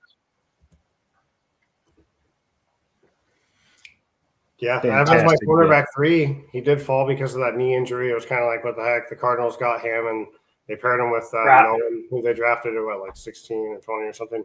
So I got Hairston and Barron over the top of him. But if he can stay healthy, it's weird, though, because we're talking about a guy who was being touted as the top in the class. It was him and Barron back and forth. I thought people were more unsure about Hairston than they were Will Johnson. And then draft day, you see the slide, and you're like, bro, what is happening right now? So I have it the same exact way for what it's worth. I have them 3, same people in front of them. John? No, I think it was a fantastic get for Arizona. Like I said, he slid because of the injury. I guess it couldn't have been anything else. We've seen what he was the last couple of years. Is it just me? Arizona killed this draft defensively. I'm looking at all the quietly had a fantastic draft. They needed a win so bad, Yep. If they can put it all together this year, piece wise, and they may really make some noise on defense. Barring the injury, and I kind of took that out of the equation in my board here. I've got Johnson at 1 because I think, if healthy, he's clearly the best corner in this class. Yeah, Mace mentioned him. Mace mentioned him. Jahdae Barron to Denver. I don't hate the pick. I don't hate the play. But I kind of question it as of they have Patrick Surtain Jr., who's just absolutely a monster. And you have Riley Moss. So does he kick inside, play that slot? Going to safety. Yeah, I can't answer that either. All I know is it's Sean Payton. He gets a pass with me. You know what I mean? But I have no idea how that plays out. I would think they'd kick him out to safety, though, wouldn't you? Yeah, I mean the draft capital says he's playing right away. Wherever it is, he's playing right away. Historically, I don't know if you guys noticed when Peyton played with the Saints, you just made me remind this. He would get multiple safeties. Like first down, you'd have two guys. Second down, he'd switch them. Third down, he would do that just to mess with the quarterback. So maybe he's doing some kind of rotational thing here too. So you see that happen with guys, especially defensive backs, rolling to different positions, making sure. I mean, they're young. They got a lot of snaps on them early, right? They're hungry to learn. So find a spot out there and get them. I think he plays inside, honestly. Whether that takes McMillan's spot or – yeah. Oh, yeah. Maxwell Harrison, you mentioned him. Really good player out of Kentucky. Feels the need for Buffalo, right? They need corners. But not enough is said about this, and he deserves to be commended.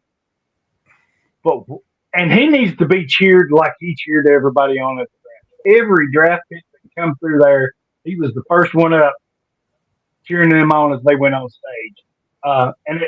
He didn't know them from Adam a lot of times, but I like the fit in Buffalo. I think he's going to be a really good piece for them, and they needed that. So with safeties, stats that correlate for safeties, Vertigo, Harris 39.5, that's 86th percentile. Broad jump, 10.9, 87% again. 40. All those stats correlate. The 40 was 4.3, 98th percentile. So, to put it together, if we're making a Madden player, speed, jump, joggle stick, jump, you know what I mean? So, he has those numbers. I have a lot of my friends that are, moving him up, keep moving him up. I'm not. I'm keeping you around the Jacob Parrish kind of zone. I'm not putting you elite. But there are people making that case. I had a friend of mine, we didn't bet, but he's like, yeah, he's gonna go day one. I'm like, no, man. You know what I mean? So again, people keep pushing him up. He had a good landing spot. Corner's another one of those you can't really call. You just don't know how it's going to be. But he does have the numbers that I'm looking for. So he's in those top 5-6 that 5 conversation. But I'm not drinking the Kool-Aid just yet. But those are numbers that, to your point, correlate. I'm not laughing at you. I'm laughing at Jamie because he's absolutely killing me in his comments. He's bullying me. This is cyberbullying, and I don't like it. He straight called you out. I seen it. You know what? I'm here all for this right now. This is just making my day. So, here's a name, Jack Sawyer, edge to Pittsburgh, and I absolutely freaking love this pick for them. Gets to learn from one of the best in the game, TJ Watt, Cameron Hayward. Feels a need for them, right? And I really hate doing comps. Mm-hmm. I just feel like it's not fair, and I feel like I miss on them a lot. But having watched a lot of him, especially when they beat the balls down in the playoffs, but just watching him over the past couple of years, not saying this is who he is, but there's flashes of his game reminds me of Aiden Hutchinson. And if Pittsburgh can get that from him and keep TJ Watt, that's game over right there. That's insane. Well, they're pretty it's the big play. That's the big playability, to be able to pick up a fumble, return it for a touchdown, bat down passes, interceptions, make tackles, TFLs, sacks. I mean, I was kind of shocked that he fell where he did. I thought he would get taken. I agree. It's a great landing spot, and that's a former 5-star recruit. Pedigree matters. He produced 15.5 tackles in two years. What's interesting about Sawyer, you could rank him, and Jamie actually said this on this show, on the RPO football show. You could put Sawyer as like one of your top 5 or your top 10. That's how deep this edge class is. Like, he has such a weird tier ceiling. Ranking him, it's going to be your dealer's choice. Who do you like better? Who do you like better? Okay, Do you like Jennifer Aniston, or do you like Courtney Cox, or maybe you like Gilligan? Jennifer Aniston, by the way. But anyway, whatever Steve likes. So I'm glad you said that. So Sawyer or Mike Green? For me, I'm taking Mike Green. Sorry. Yeah. I've got Sawyer one spot ahead of him. Do you see Daryl bowing his chest out when he said that? Like, oh man, he's gonna be at me. I'll take a Mike Green though. That's me. Okay, so Sawyer or Shamar Stewart? I have Sawyer, but it's closer than people think. It's closer than you think. Really?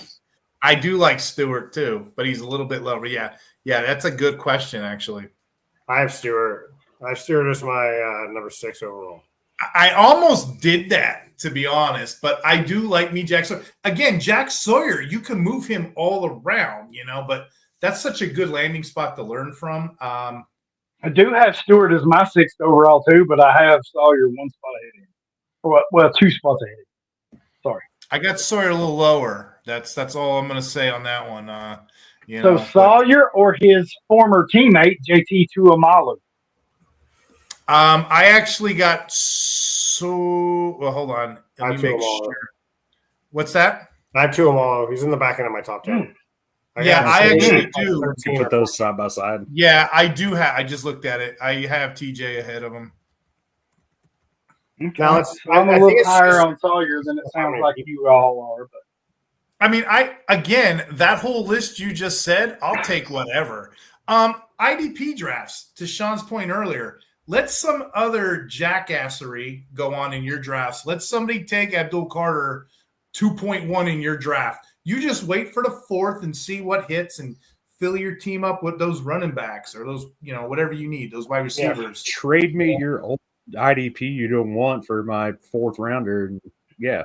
But there's like 8 or 9 guys in that same vein what you were saying that I would take. So, Sawyer being in the middle tier. But yeah, you're a little higher than I am with them. But I love them though. But I love them all. I can't have them all. If Sawyer was on the team, I'd be higher on him, that's for sure. So if he went to the Ravens, do you think you'd bump up quite a bit, or just not? I'd have him inside of the top 10 for sure. But it's still, I don't know. He could be moved around to different places. I think it's more of like a future play, like what is a 4th round pick, right? So they're going to have to develop him a little bit.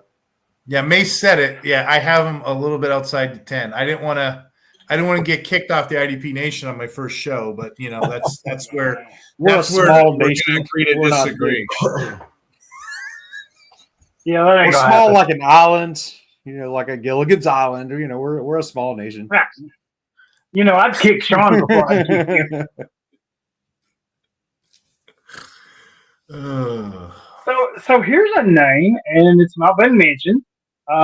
It's actually somebody that because of, if you know me, I do the daily IDP ground, so I'm doing the college stuff. So I've been following him for a couple of years, and that's David Walker, I love him. Who went to Tampa Bay. Yeah, he's a freaking stud. I mean, I got to interview him at the Senior Bowl. I'm just walking around. No way. Such a good guy. Such a great guy. And you know what? He always gets to the football. He always gets a sack. You can count on that guy. But yeah, I mean, I have him ranked as an LB, which he's probably an edge. There's a lot of guys like that, the Colin Alvarez, this, that, whatever. So I don't really know how to put him. But to answer your question, I love him. Yeah, and I was tickled to death that he got drafted. I thought he landed in a great situation. And a lot of times when I look at Division II players, I get a lot of kickback or hate. You know, he's a Division II guy. What are you talking about? Why do you have him ranked so high? And I say, well, his production. Well, yeah, but he's doing it against Division II. Yeah. So if I'm looking at you as a Division II player, you know what you better be doing? You better damn well be dominating that level. And guess what he did? He dominated. So what would have he done at Division One? I don't know. He didn't play there. Well, I know what he did at Division Two. He absolutely kicked their ass every year and put up big numbers. Now, it is a big jump to the NFL. We're going to find out what he can do. I would be concerned if you're a Division II player and you put up, I don't know, average or mediocre. That's not what he done. He absolutely destroyed people down there at Central Arkansas. Hey, question for Sean because he keeps messing with me. F, marry, or kill? F, marry, or kill? Jack Sawyer, David Walker, Abdul Carter. Carter, Walker, and who was the third one? This is a lose-lose question. So it's F, marry, or kill, Sean. David Walker, Jack Sawyer, Abdul Carter. I don't know if any of us could take down that gorilla. I just want you to say Abdul Carter so bad. Go ahead. The floor is yours, my friend. Yeah, this is such a setup. Abdul Carter, all three.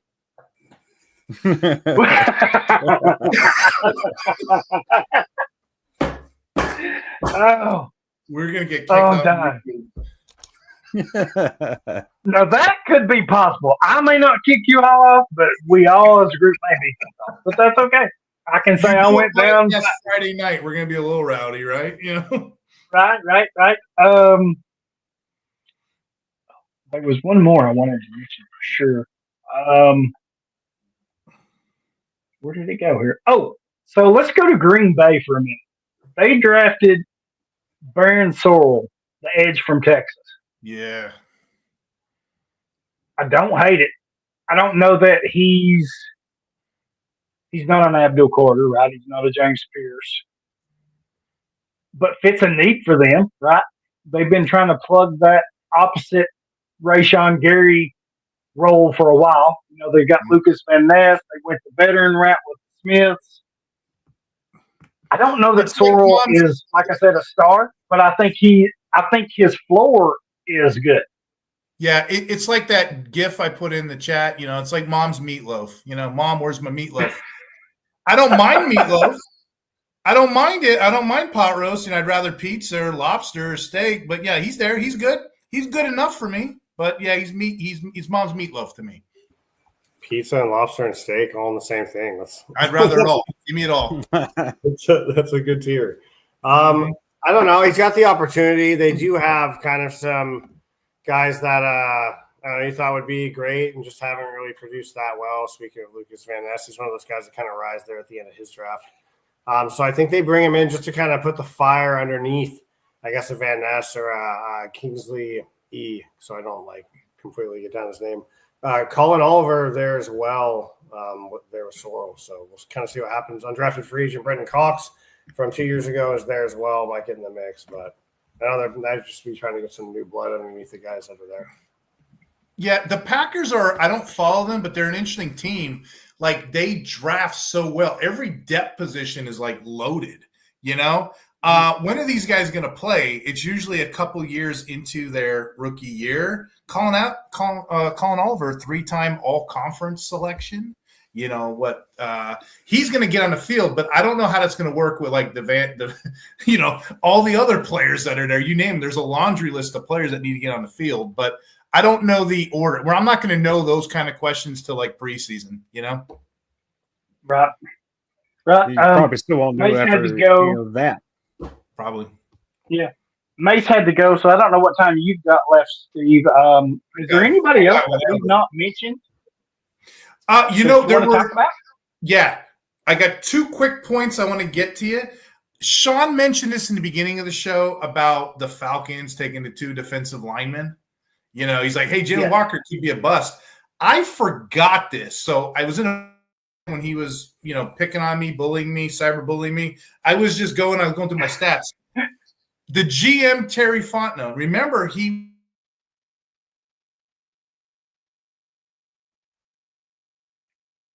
The anticipation is killing me. I know, right? I know. Oh, Just sorry. Yeah. I was like, he was. No, he used to be with the Saints, and he has a certain type of player. Like Sean has a certain type of player, like Carter, but neither here nor there. But anyway, he's a certain type of player. He traded his first and got Marcus Davenport because that was going to be the next big thing. And I'm sorry, he gave up a second in 2018 and a first in 2019, and he moved up to take Marcus Davenport, and that never permeated. Now I'm comparing that to Pierce, but to be fair, he doesn't have a great track record with these pass rushers. So just something to put in your tool belt. I forgot that, and you reminded me of it. I mean, right. Pierce looks like a guy that can be a guy. You know what I mean? Like he has the potential. He has I think his track record really speaks for itself. He looks good. Mm-hmm. Jalen Walker looks just too raw, and I don't know. I would agree with that. It's just, maybe it's half, but I just feel like if he does become something useful in IDP, I think it's a couple years down the road at best. Right, and a lot of people put down Pierce this year because they said, well, his production dropped. Sure. But if you go back to the beginning of the year, playing Kent State and the cupcakes that they played, he only played a quarter or a half in those first 3 or 4 games, and they pulled him. There was no reason. I mean, they were beating people 70-3 and 67-6. There was no reason to have your stars out there getting hurt. So, sure, I mean, if he'd have played the full game, I'm sure his numbers would have been a lot better. So, but I agree with you, Sean. I think Pierce looks the part, is more polished, and I get it with you. Walker is a lot more raw, and I think his floor is a lot lower. So, and another thing with Atlanta, kind of weird, right? They doubled up on pass rushers. Yeah. And they doubled up on safeties because they took Billy Bowman Jr. from Oklahoma too. Yep. So which kind of confuses me because you have Jesse Bates, who is a stud. You've got DeMarco Hellams. You've got Jordan Fuller. I don't know. I just didn't see the need for them to double up on safety. So pass rusher, I get, but safety, that I was kind of questioning.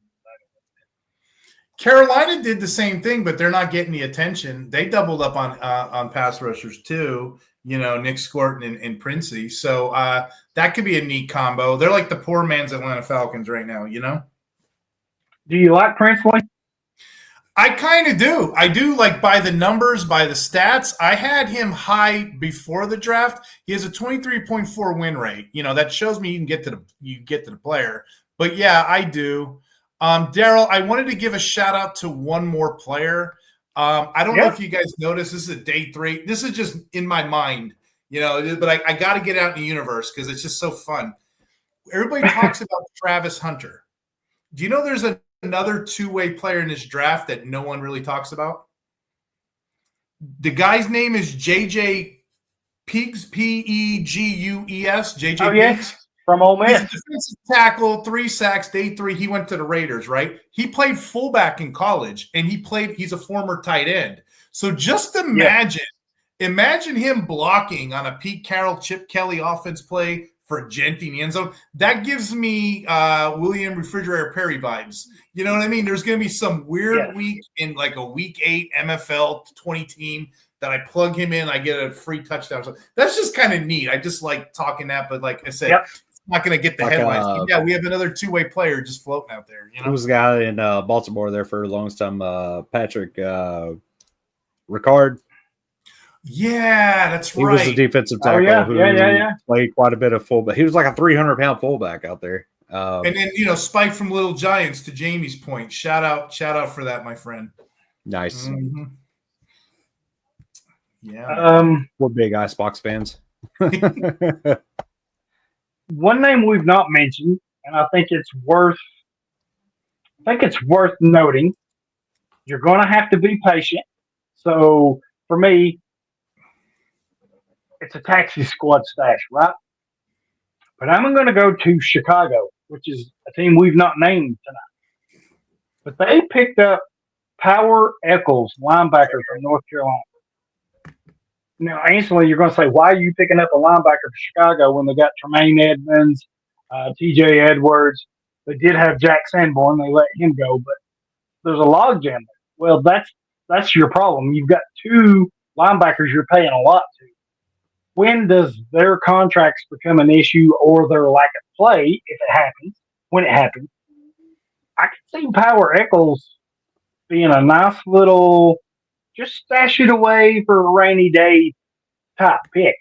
Because really good tackle guy at college in North Carolina, over 100 tackles for them. So if you're in a deep league and you're looking for something like that, I think Power Eccles is the name that you should be looking at. Another one for you, Cody Lindenberg. He's got that classic green dot. I actually had a player comp to Spillane. Now here he is going to the Raiders. Oh, wow. Yeah, Wow. So I can see, but I'm not that thrilled with him per se. But all he's got to do is outlast, outlive, outplay Landon Roberts and Devin White, for crying out loud. He might move up. If you're talking about dart throws, he can factor in at least for 2-down play. But he does have that classic green dot role. That's what we all look for. Right. IDP. I wasn't thrilled with this linebacker class. There's only like 2 or 3 I'm targeting. I'm going straight edge the rest of the way. Now you've triggered me with the Devin White conversation. I mean, this kind of feels like the last opportunity for him, right? I mean, Tampa Bay let him go. He goes to Philly, and everybody got all, yeah, let's go, Philadelphia. And then jack squat, right? Nothing happened, and he was let go. Now you're in Las Vegas, and they kind of need linebacker help. I mean, is it worth a look? I mean, is it? I mean, how deep are you? You know what I mean? I don't know how you are when I play. I have more offense on my roster than I do defense. You know what I mean? Like, I don't do a lot of stashes, but how deep are you going? You know what I mean? Okay, let's say 14 teams. We'll do an average 14-team league. You have to start at least 4 linebackers. Yeah. If it's 4, I'm doing it. 3, I'm thinking about it. 2, no. You know what I mean? Right. You're definitely not doing it on 2. 4, I'll be. And I'm guessing in redraft, you're probably out completely on him in redraft, right, Sean? I'm in a lot of IDP only until he shows something. You are right. They go up to 6 linebackers.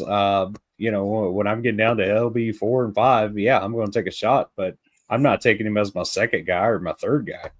56 linebackers you just described in the league you're playing. I mean, how many of them have 3-down roles, 2-down roles? I'm just trying to get a Band-Aid in there, So I would play there. But if I think somebody can not score a 0, then I'm probably picking him up. But in your normal, I'd say most IDP leagues for the general people are probably just 2 linebackers. There's no point. Right. Cool. Back to the rookies, a name we haven't mentioned, and I'm kind of biased, so I'm not going to give my 2 thoughts right away, but it's a Nawa guy. Olufemi Oladajo, the edge rusher to the Titans. Oh, yeah. Yeah, I like him, and you know what? I kind of have him buried in my tiers because a lot of people don't know who he is. I think that's a good spot, too. I mean, a lot of people don't know that name or can't pronounce the name. You don't think so? What's that? See, I can't pronounce it. I don't know because I think fantasy out of the equation, that was too early to take. If you're straight up NFL, I think that was too early to take him. I would have rather had a Jack Sawyer. I would have rather had a Baron Soul. I would have rather had. I mean, I think there was a lot of edge rushers I would have took over him. Mm-hmm. I can see the potential, the flashes. I just think he's too raw. I agree with that. Like, I have him, all the guys you just described, I have them ahead of him, but yet, why are you going so early? You know, some teams, they just like their guys. But the damn volume is going to be there for fantasy, right? I mean, the second round pick on a team that doesn't have a pass rusher, I mean, you let Harold Landry walk. The volume is going to be there. What do you think realistically? Yeah. I mean, what did he do in college? He was a tackle, got 12 games, 57 tackles, average 4.5 sacks, 10% pressure rate. He's going to be a starter somewhere, but realistic expectations here. What did we say earlier? Your 12-team 2DL, probably won't play him. 3DL, thinking about 4, yeah, I'd play him. You know what kills me too? We have all these stats and they're great, but then we have a Zaire Franklin who has none of those stats and he's just out there gobbling up tackles. You know what I mean? So it doesn't really matter. I would say eventually a team would get tired of somebody and yank them. This is a good way to indicate this, but stats and all that out the window. Do you have a role or do you not? Guys like that, especially rookies, we don't know this early. I know that's a lazy way of looking at it. We don't know until like the train camps, and even then, sometimes we don't know. To quote Sean, Yeah, well, we got to go off draft capital, so get around. That's a good indication this guy's going to at least be in a position to. He's going to have a shot to start, because I mean, what does Tennessee have in front of him? Arden Key, exactly. Draymond Jones, maybe Lorenzo Carter. Like that's not impossible to beat. Yeah, I'm not afraid of any of that. For him. Exactly, right? So just on, opportunity alone, he's in the conversation. And you could put him back in, one of those underrated or maybe overlooked, probably overlooked, not underrated, just on the chance that he gets to start. So here's another one. How about Landon Jackson for Buffalo? Yeah, that's interesting too. So that one's going to be a little harder to crack, lots of hype. I think. I mean, when you look at, they just signed Bosa. They got Greg Rousseau. There's potential for Jackson to make an impact as like a rotational piece. But, Landon Jackson broke out the combine. That's what put him on the map. I think we got to like at least the rookie year, just have realistic expectations because there's veterans there. But again, we play devil's advocate. Bosa can't stay healthy either. So Bosa can't stay healthy. Michael Hoyt is suspended for first 6 games. So there's a path to some snaps there. Right. At least rotational, like you said. And Buffalo does like to rotate their guys a good bit, keep them fresh and all that. So they're one of the better teams than that. So, yeah, I mean, this guy could come in and he's got a starting audition anyway. See. Yeah, he's definitely going to have a chance. So, draft capital and opportunities are the best we can do for IDP right now. Mm-hmm. Right. I could talk forever. But I'm kind of out of names. Is there anybody that we've not mentioned that you two would like to bring up, or situations, or whatever? I think most of them have been covered on my end. Jalen Walker is one I really want to get some other people's opinions on because I have not been very high. I mean, I keep going back to that while you all are talking, and especially when we've been talking about edge rushers. Honestly, I'm with you. I didn't get that. I did not get Atlanta taking him that early and then trading back up into the first round to take Pierce. I would have took Pierce where you took Walker and then got a player where you took Pierce that can help you somewhat. That was a lot of draft capital to give up. I think they panicked because they know they suck at edge rusher, and they've tried to address it the last few years. I think they panicked and tried to double down there. Overall, I don't hate what they did because I think Pierce is going to be the guy. I think Walker has some upside in it, but he's just so raw. I've got Walker down my list a little bit. Did we talk about Cody Simon this I was getting ready to say that too. I was looking at my list. That's one linebacker we have not mentioned in Arizona. I don't think we did. how's that for a path, though? That's probably one of the most shakiest spots on that team. You know, Hakeem Davis-Gaither is like your only real opposition. Mac Wilson, maybe. Wilson, yeah, and then like he kind of came out of nowhere, but he ended up with 100 tackle season at 8 sacks, 20 pressures. Not to mention so that guy there, he profiles as like a spy linebacker. He's effective, and the Cardinals. I mean, at least historically, the last 2 years, with Gannon, they don't put a lot of. The Cardinals and the Rams, they don't put a lot of linebackers on the field. I don't know if you guys know this. One part-time guy, yeah. I don't know if you guys know this, but zone coverage linebackers tend to gobble up more tackles than a man coverage linebacker because your back's turned. You're trying to chase him. But if you're back like this and you're spying, you're doing all this, he's going to gobble points. So if he can beat those guys out, and again, I guess that question comes down to how do you value Akeem Gator? I know he was the team captain with the Bengals, but he was a backup. So right. I don't know, but I do think Cody Simon's a sneaky one. We probably should have said that one earlier for underrated players. Yeah, well, I don't know that he really pushes Akeem Gaither. I think he pushes Mac Wilson more, right? I mean, they got Mykal Walker, Owen Pape. Those are just depth. So exactly, and he's already beat those just by being drafted, I think. Right, and Cody Simon's not.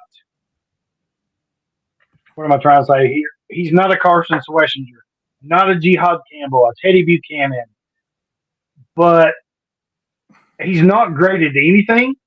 But he's solid at everything, right? He can tackle, he can cover, he can blitz if you need him to.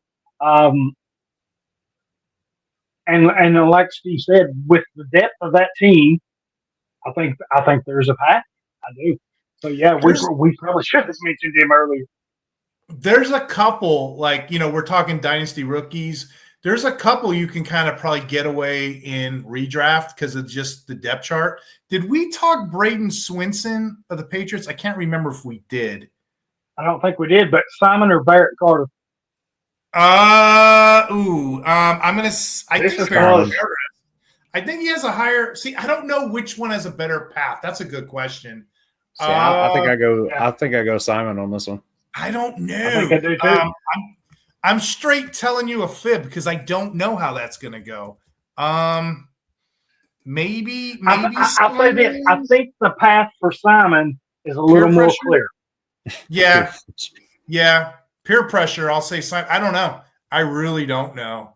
How dare you? I would never peer pressure anybody into anything. Well, so you can also look at Clemson's record for linebackers here over recent drafts has not been great. Trent Simpson, Isaiah Simmons, like these guys. Oh, here's a good one. Panned out. So Simon or Jack Kaiser? Wow, that's a good one right there. I mean, I'm partial to Jack Kaiser. If you ever go on my YouTube, RPO football show, I Kaiser too. I got a dark picture with him. You know what I mean? So I have to say Kaiser. I talked him up a little bit earlier, so I like feeling right. Before I forget, Braden Swinson, right? He went on day 3 to the Patriots, right? He was one of those guys like in that great defensive line class. He's kind of the back end with his 94 tackles, 10.5 sacks. But all he's got to do is beat out Anthony Jennings and Kayvon Chasen, how do you say his name? 22.1% win rate in college. That could be a cheap free edge for us somewhere. I like that. I like that landing spot. I think it depends on what they do with Keon White, if they kick him more outside or if he is designated more tackle. I read somewhere they're trying to kick him inside tackle, but you reading stuff this year, there's no telling. I'm actually excited for this Patriots defense with Mike Vrabel taking over to see them really be IDP relevant.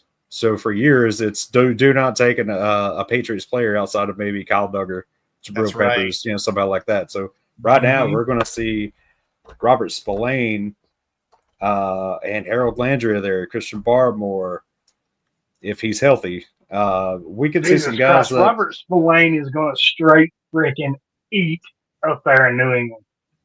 Yeah, he's relevant. He's going to be a relevant linebacker on the Patriots again.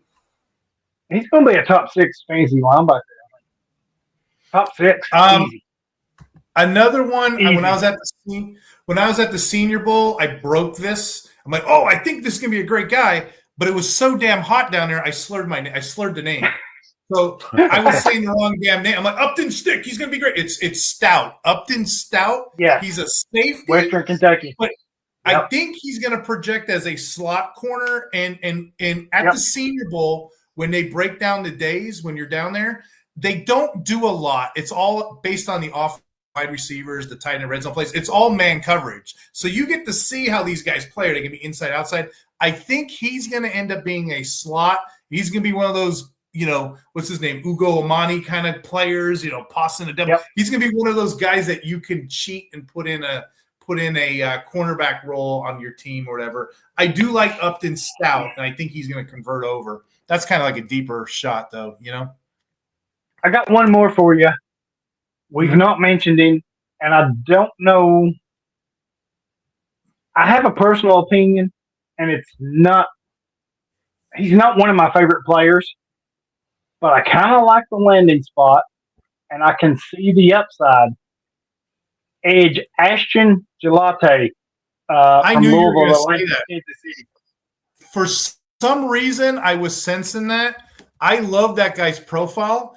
My hardest thing is I struggle. Is he going to be an edge? Is he going to be a DT? There's a lot of guys. There's a lot of guys like that in this draft class. So I kind of hate to say, I just don't know. If you put him as an edge, he's going to be this great thing. You put him over here, he's going to be. So I really don't know how they play him. But, that's what's interesting. I assume he's going to be an edge where, Omar, is going to be more of the tackle. Exactly. See, that's my thinking. Both these guys are going to be Omar in the second to be your D tackle, so Gelate's got to be an edge, I think. That's just a guess. I could be wrong. But, just the way the Chiefs kind of build their players up, and Spagnuolo, he's going to be there for a while. But he's they both feel like down the road phase. Just to give you some stats on him, he clocked in 19.9 miles per hour in GPS. Vertical jump is 36 inches. He power cleans 390. And his strength coach said 405. I'm reading Bruce Feldman's freak list. That guy is somebody I've been watching. I just don't know. There's a couple guys like this. I just don't know where and how they're going to play. So I'm kind of like, I need to see preseason on some of these deeper guys. There are so many. Like when I was doing the article, Joe Bond was like, hey, man, do you want to do hybrid roles? I'm like, no, because I don't know how it's going to fall. I'll be here all damn day. They all can be like that. Is Colin Oliver going to be an edge, or is David Walker going to be an edge? We don't really know. But he's talking about Campbell being more of an edge. You know what I mean? Like it's all of them. It's right down the list. Mm-hmm. You can make an argument for Carter being, playing next to Okereke at linebacker if they want to keep Thibodeau and Burns out there. I mean, you can do it all day long. It's a shame they took away the preseason. They cut it short now. It's a shame. Right. Yeah. That we lost that. You're in the same mindset as me. I hate it because that was like even when Zach Bond was getting promoted with the Eagles, people were like, "Oh, I didn't see that coming." Dude, if you watch OTAs, they were hyping him up. We just didn't know if it was going to be true or not. Starts. He was starting. It was going to be him and not White. If you pay attention. But I need the preseason to see how things gel. Not just defense, but offensive line too. That's a big deal time, and they shortened it. Yeah, I thought I was the only one that actually liked preseason. So I'm glad to see that you have the same take. Jamie is killing tonight. He's got another question for us. So as long as he keeps asking questions, we'll keep going. So where do you see Kazir White, C.J. Mosley, Kendricks signing? Kendricks. Are they worth drafting? Yeah, Eric Kendricks. Are they worth drafting late in best ball drafts? I think you asked me this before, Jamie. I think he asked me this. There's rumors that Kaiser White may sign with the Rams. I've been taking shots with White over him. Sure. I don't know if Mosley's cooked. I think he's good. I do. Yeah. With his age, the injuries, even though he missed a year with an injury and the COVID took another year, So, is he fresh? Is he not? Like, I think he's done just the way they kind of treat him there in New York. And I haven't heard anything as far as him getting any kind of calls or workouts or anything. Kendricks didn't look terrible, but again, he's old. Kaiser White's the young guy of these old guys. He was kind of versatile anyway, converted safety. So, yeah, if he could land the Rams job, that's an ideal spot for just about any linebacker. I mean, Christian Roseman was relevant because of that, and he's just a guy. So, yeah. My biggest hope this offseason was that Nick Bolton was going to leave Kansas City and go to the Rams and just take over the world. Here's the thing with Mosley, right? I don't know that he's completely done. But here's why he's no longer in New York. Quincy Williams, for one. But more importantly, when Mosley went down, the performance and step up of Jamie and Sherwood made Mosley expendable. He made him, because of what his price tag is going to be to that team, they had to move on from him. Right? What he's going to cost and the injury history, Sherwood made him expendable. So I don't know that he's completely done in the NFL, but he's done with the Jets because they have Williams and Sherwood. Now you can bring in, you can get a cheaper third linebacker, kind of like you're seeing in San Francisco, right? Winters and Martin. Martin's going to outdo that. So, I mean, we've seen Zach Cunningham land on a team last year. So, I mean, we say cooked, but, injuries happen. You could do worse than Mosley if, you're down to nothing. I mean, he would probably upgrade the Titans right now, if I'm being honest. So, I'm assuming this is a startup. I took White in the 25th, Kendricks in the 33rd. It's best ball, I think. Okay. And he took a shot on Mosley in one draft in the 30th. I mean, at that point, when you're talking rounds 25 or later. Yeah, anybody with any kind of, shot to play. And, with a pulse. Yeah. We were talking a little bit ago, and this is a name that I want to bring up too. We were talking like with Gillette. Hey, is he going to be a tackle, defensive tackle? Is he going to be an edge? There's another guy, Elijah Roberts. Like he plays that. He plays that 3-4 defensive line, and we know for defensive line scheme in a 3-4, those are bigger guys. So yeah, he may be on the line now. But if he plays a 4-3, he's going to be moved to tackle. But anyway, if he's a defensive tackle or an edge, depending on who you talk to, he would have been 7th in pressure statistically with this 2005 draft class. I put him with edges. I was looking at this, and I thought this was a good point. I want to get in your podcast. If he plays in that Todd Bowles scheme, it looks like he's probably going to be like a 4-eye, 4 inside, either 4 technique, 5 technique. That's going to be tricky to figure out. That's going to be something I'm going to be looking for. If he gets that 4-eye roll or 5, I don't know. So like I said, I don't really know how he plays, but Elijah Roberts is an incredibly good sleeper dart throw with the Colin Olivers, the David Walkers, and all the other ones we were talking about earlier. But I think that's my last one, I think that's it. We covered a lot of ground tonight. We did, and I've got one more, and I'm going to flip the script here. So we've talked about who we like, who we love. Here's one I don't like, and it's all about the landing spot. Uh-huh. So if you go to the Rams, his name was mentioned just in passing earlier, but Josiah Stewart for the Rams. He's an outside linebacker, edge type player. I like his skill set as a backup. Mm-hmm. Right. But where does he fit? You've got Kobe Turner. You've got Braden Fisk. You've got Byron Young. I mean, you've got Jared Verse. You got Jared Verse. I mean, I don't think he outdoes any of them. So I think he had a 25.1% win rate in college, but to be fair, it was against weaker competition. So that's another one. I don't really know how it's going to go. I don't. He's in that long line of players on the list. I don't know. And he was a much better player at Coastal Carolina. Well, I don't want to say much better, but his numbers were much better at Coastal Carolina than they were at Michigan. but he played a different role at Michigan than he did in Coastal Carolina. So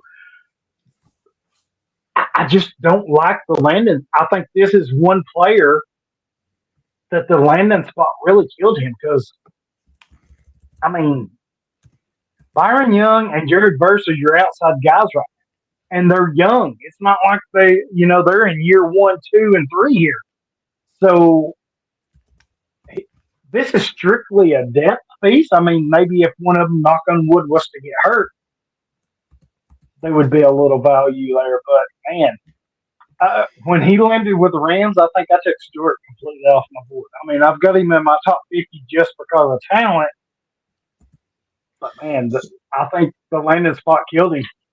So you know who I thought was a terrible landing spot? Kobe Keene. He was one of the nation's top run defenders. He had tons and tons of tackles. 20% of his team's tackles came from him. He ends up going to the Vikings. What's the problem with the Vikings? Blake Cashman, Ivan Pace. What's the problem with Pace and Cashman? We don't know which one because they don't start a lot of linebackers. They got Metellus who comes in the box. It's a one guy, one traditional off-ball linebacker, maybe a 70% guy, 60% guy. Yeah, then Metellus eats up the rest. And you know what? I do a box dance. I call it the safety dance. You know, the 80s song, we could dance if we want to. But I do it for safeties, the safety dance. So I do all the box steps. I write in an article. You know, it's like we can IDP if we want to. Whatever. I'm not going to sing to you, Sean. I know you want me to. But I'm digging it, man. Yeah, keep it going. People were even in the Kings Classic, mind you. They were dropping Metellus. I'm like, what the hell are you doing? Well, the short answer is, oh, he's only getting 70, 60% of snaps. Okay, he's a DB. No, he's not. He's a human missile. He's a machine. He's playing those DL linebacker. I scooped Swiss him up. Army knife. I took him to the championship with me. He's a Swiss Army knife. But Metellus is going to be there. Where are these other linebackers to play? I liked Kobe King. I liked what I seen, but terrible landing spot. You know, we could probably do a whole nother podcast on landing spots. So Minnesota in general, you know, they loaded up Jonathan Allen, Javon Hargrave to go along with Harrison Phillips up front. Then you got Greenard, Van Ginkel, Dallas Turner as your edge rushers. I mean, that's already like half the defense right there. So, you know, the rotation for these guys is going to be interesting. And then again, you start getting into the linebackers. So this whole Minnesota thing has sparked another conversation. Steve has got to come back on IDP Nation, but the best question of the night is,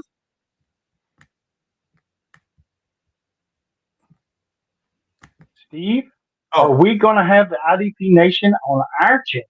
Oh yeah, of course. Yeah, I was gonna ask that offline, but Jamie's doing my business. Yeah, we gotta have you guys on. We definitely gotta have you guys on and do a channel. You know what we kind of do? Like, you know, we talk defense, but like very rarely do we get an opportunity to talk offense. You know, to me, offense is easy. It's like a pecking chart, you know. So we jam out.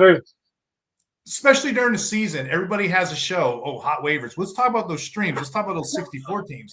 There's a market for that stuff. So, yeah, RPO football show. Check it out. We're going to have both Daryl and Sean on their own separate times. You know, you got to have keep talking for just a minute. Marianne and the Ginger, or in Sean's case, the Gilligan and the Skipper. You got to have them all. You can't play it off on me. We all heard it. But, yeah, we're definitely going to have them on, Jamie. It's no question. I was going to ask when we finished, but yeah, we'd love to have you guys on, especially during the season, because it's always great to have those insights and takes. It's fun. Oh yeah, I mean, because it's changing every week. You know, the flavor of the week, and you know, next week this guy, you know, never see him again. You know, just a one-shot wonder.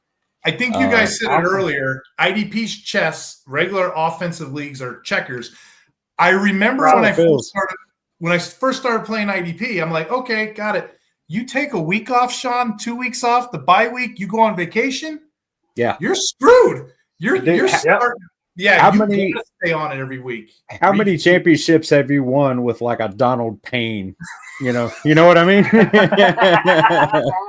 That's one of my favorites. There's just some random dude that played the very last week we needed him and just popped off for 20 tackles. I was in the Kings Classic with Leo. We were playing championship week, and he thought he'd be slick because I didn't have any fob. I went all in on buying players, right? Oh. He picked up all the linebackers. Well, joke's on you, buddy. There's like week 17, whatever it was. There were like 5. What was it? D Winners, Jacoby Winston. There were like tons of guys. You could just fill your roster with running backs, 5th stringers, and 8 string. Yeah. I'm being funny. 8, 9 string linebackers. But yeah, that's how you win leagues with the Jacoby Stay active. Know the depth charts. Pay attention to the practice. I mean, I love it, man. So one of my best years was during COVID, and a lot of people were frustrated, because they were having to change the lineups and all that. I loved it, man. It was like just chaos in every league. I bet I set my lineups 100 times each. You know what I mean? Like each week. I'm setting it 5 minutes later. I'm like, damn, this guy's got COVID, or now this guy's in there. Swap them again. And dude, I won the most championships I ever have during that chaos. Yeah, awesome. Man, I you got to stay active. You got to pay attention. I love it. Yeah, Jamie, this was tons of great information, and I absolutely thank you. We learned a lot about Gilligan's And it was great Island questions tonight. was the main thing, right? All the good questions from everybody tuning in. So we thank you. I don't think they need to even read the article now. Don't even bother to read the article. We told you them all here. It's free. Get it from right. You just got to pick the right night. You're welcome. Yeah, the right night. That's when it is. Steve, we'd love to have you back anytime you want to come back. All you got to do is ask. Sold. No question. Yeah, I just love talking ball. As you can see, we can go 2 hours deep. This just feel like it's a. Joe Bond is going to kill me if I don't put this out. We have the IDP rookie top 75. We also did a draft after draft, the draft profile. We had over 200 IDP players profiled over there. He's running a promo code. It's F6P NFL 25, 15% off fancy six pack. F6P NFL 25, 15% off. And his network, he has golf, baseball, football, all that stuff. But he's got his IDP department, with typewriters there, his sonar, with their super typewriters hard at work, Typewriters, Jesus. The other thing we got going on, me and Jamie, I've been hitting, you asked me if I'm playing leagues, I've been hitting best ball left and right. Fast draft is amazing. Now, they only do the top 60. We got a promo code right now. If you guys want to get into fast draft, use my profile Hunter. You get 100% deposit match. You put 50 down, you get 50 back. That's 10 shots at a $2,000 prize. It's the world's biggest IDP tournament. Sean, I know you love tournaments. Check out the fast draft. And then they gave us a player profiler. If you type in promo code Hunter, you get $25 off the all-in package over there. So those are the kind of things we've been working on this offseason. It's been amazing. It's been fun. I appreciate this opportunity. I appreciate hanging out with you guys. That's what it's about, the brotherhood to me, the friendships, the what we make. I'm glad you guys enjoyed it, and I would love for you to come on, and I'd love to come back, and we'll just talk some ball like we do. Come back anytime you want, and you just tell us when you want us to come on. I'd be more than happy to join you anytime. Love the shout outs. If you're interested in any of what Steve's had, please reach out to him. If you're interested in listener leagues or the Warrior Bowl, reach out to me and Sean. Steve, go ahead and promote yourself here a little bit. Tell them what you're working on, where you're at, what you're doing. And if he's working on the Gilligan's Island sequel. And if you're interested in anything that Jamie's doing, you probably need to seek medical attention immediately. Medical attention. I have the YouTube channel. It's the RPO Football Show, and we go to town on that. We got a bunch of not only just my IDP, but we got a bunch of Jamie has a show. Chew Russell's on there. We get to Chew on this podcast. IDP Center's on there. We got a bunch of reoccurring shows. It does pretty good. During the season, I do for RPO, I do the Every Down Linebacker, which is when I go down a massive list of, hey, this guy got 20% snaps this week. I do that. Over at the Six Pack, I do the safety dance. I do the waiver article. I do the rankings for Fantasy Pros. So you can catch me on Fantasy Six Pack, catch me on RPO Football Show, catch me on RPO. And then lastly, the IDP Center, I do the DL Stream of the Week. So during the season, I'm busy. I don't have nothing to do in the off season, but talk my conspiracy theories here. You know, with you guys talk about Josiah Stewart. You know what I mean? So Right. Yeah, love it. Go follow Steve. Check out all his stuff. You can follow us at IDP Nation on Twitter, Facebook, YouTube. Reddit. Follow me at IDP, you can follow me at Hollywood Titan. You can follow him at Sean8386. We got a Discord channel. If you're not part of that, go check it out because we do everything from high school all the way to the NFL. We got some other stuff. We talk baseball, basketball, whatever. But yeah, the main part is from high school football to the NFL. Check out Davey IDP Grind, which I do, which is college. I do with Justice. Check out the Patreon. That's where all my written stuff is as far as articles. There's stuff from the free package all the way up to the top tier. I have a top 400 IDP Davey rankings over there. Go check that up. I just updated that a couple days ago. Man, this was so fun. We're 2 hours into this, and it feels like it was 30 minutes. So I'm glad. I'm glad I'm not a charity case, Well, once we dropped that bad weight of Mace, we really picked up. I feel bad. We got serious after Mace left, and I know. Yeah, but yeah, everybody knows they can follow me on Twitter, IDP Hunter. On Facebook, I'm going to give Will Holst a shout because that's where me and Daryl kind of hang. Sean, if you ever want to get in there, it'll be 2 in the morning, and we're talking about the top DT tackles. So he knows I'm always on there. IDP Fantasy Football. Will Holst runs it by himself. Yeah. It's the #1 IDP chat. And it's just, if you want to just get with dudes, I'll send it to you when we're done, Sean. But if you just want to get with dudes, talk football, if you enjoyed this podcast, which I know there's a lot of us out there, check us out. We're out there in the universe, and we're all connected one way or another. So I appreciate this this friendship that we created. And I'll be on anytime you guys want me to. Awesome. Yeah, just ask you're on. Whenever you need us, let us know. We'll be more than happy to jump in on your show. Thanks for everyone tuning in. Thanks for all the questions. Great questions. No, Jamie. Well, we could, but he wants us to go another 2 hours. I could, but maybe not everybody else would. I was going to say, if you've been here 2.5 hours talking IDP, you're okay with me. I'll buy you a beer. Come find me at the Fantasy Expo. I'll buy you a beer. If you can talk 2.5 hours IDP, you're okay in my book.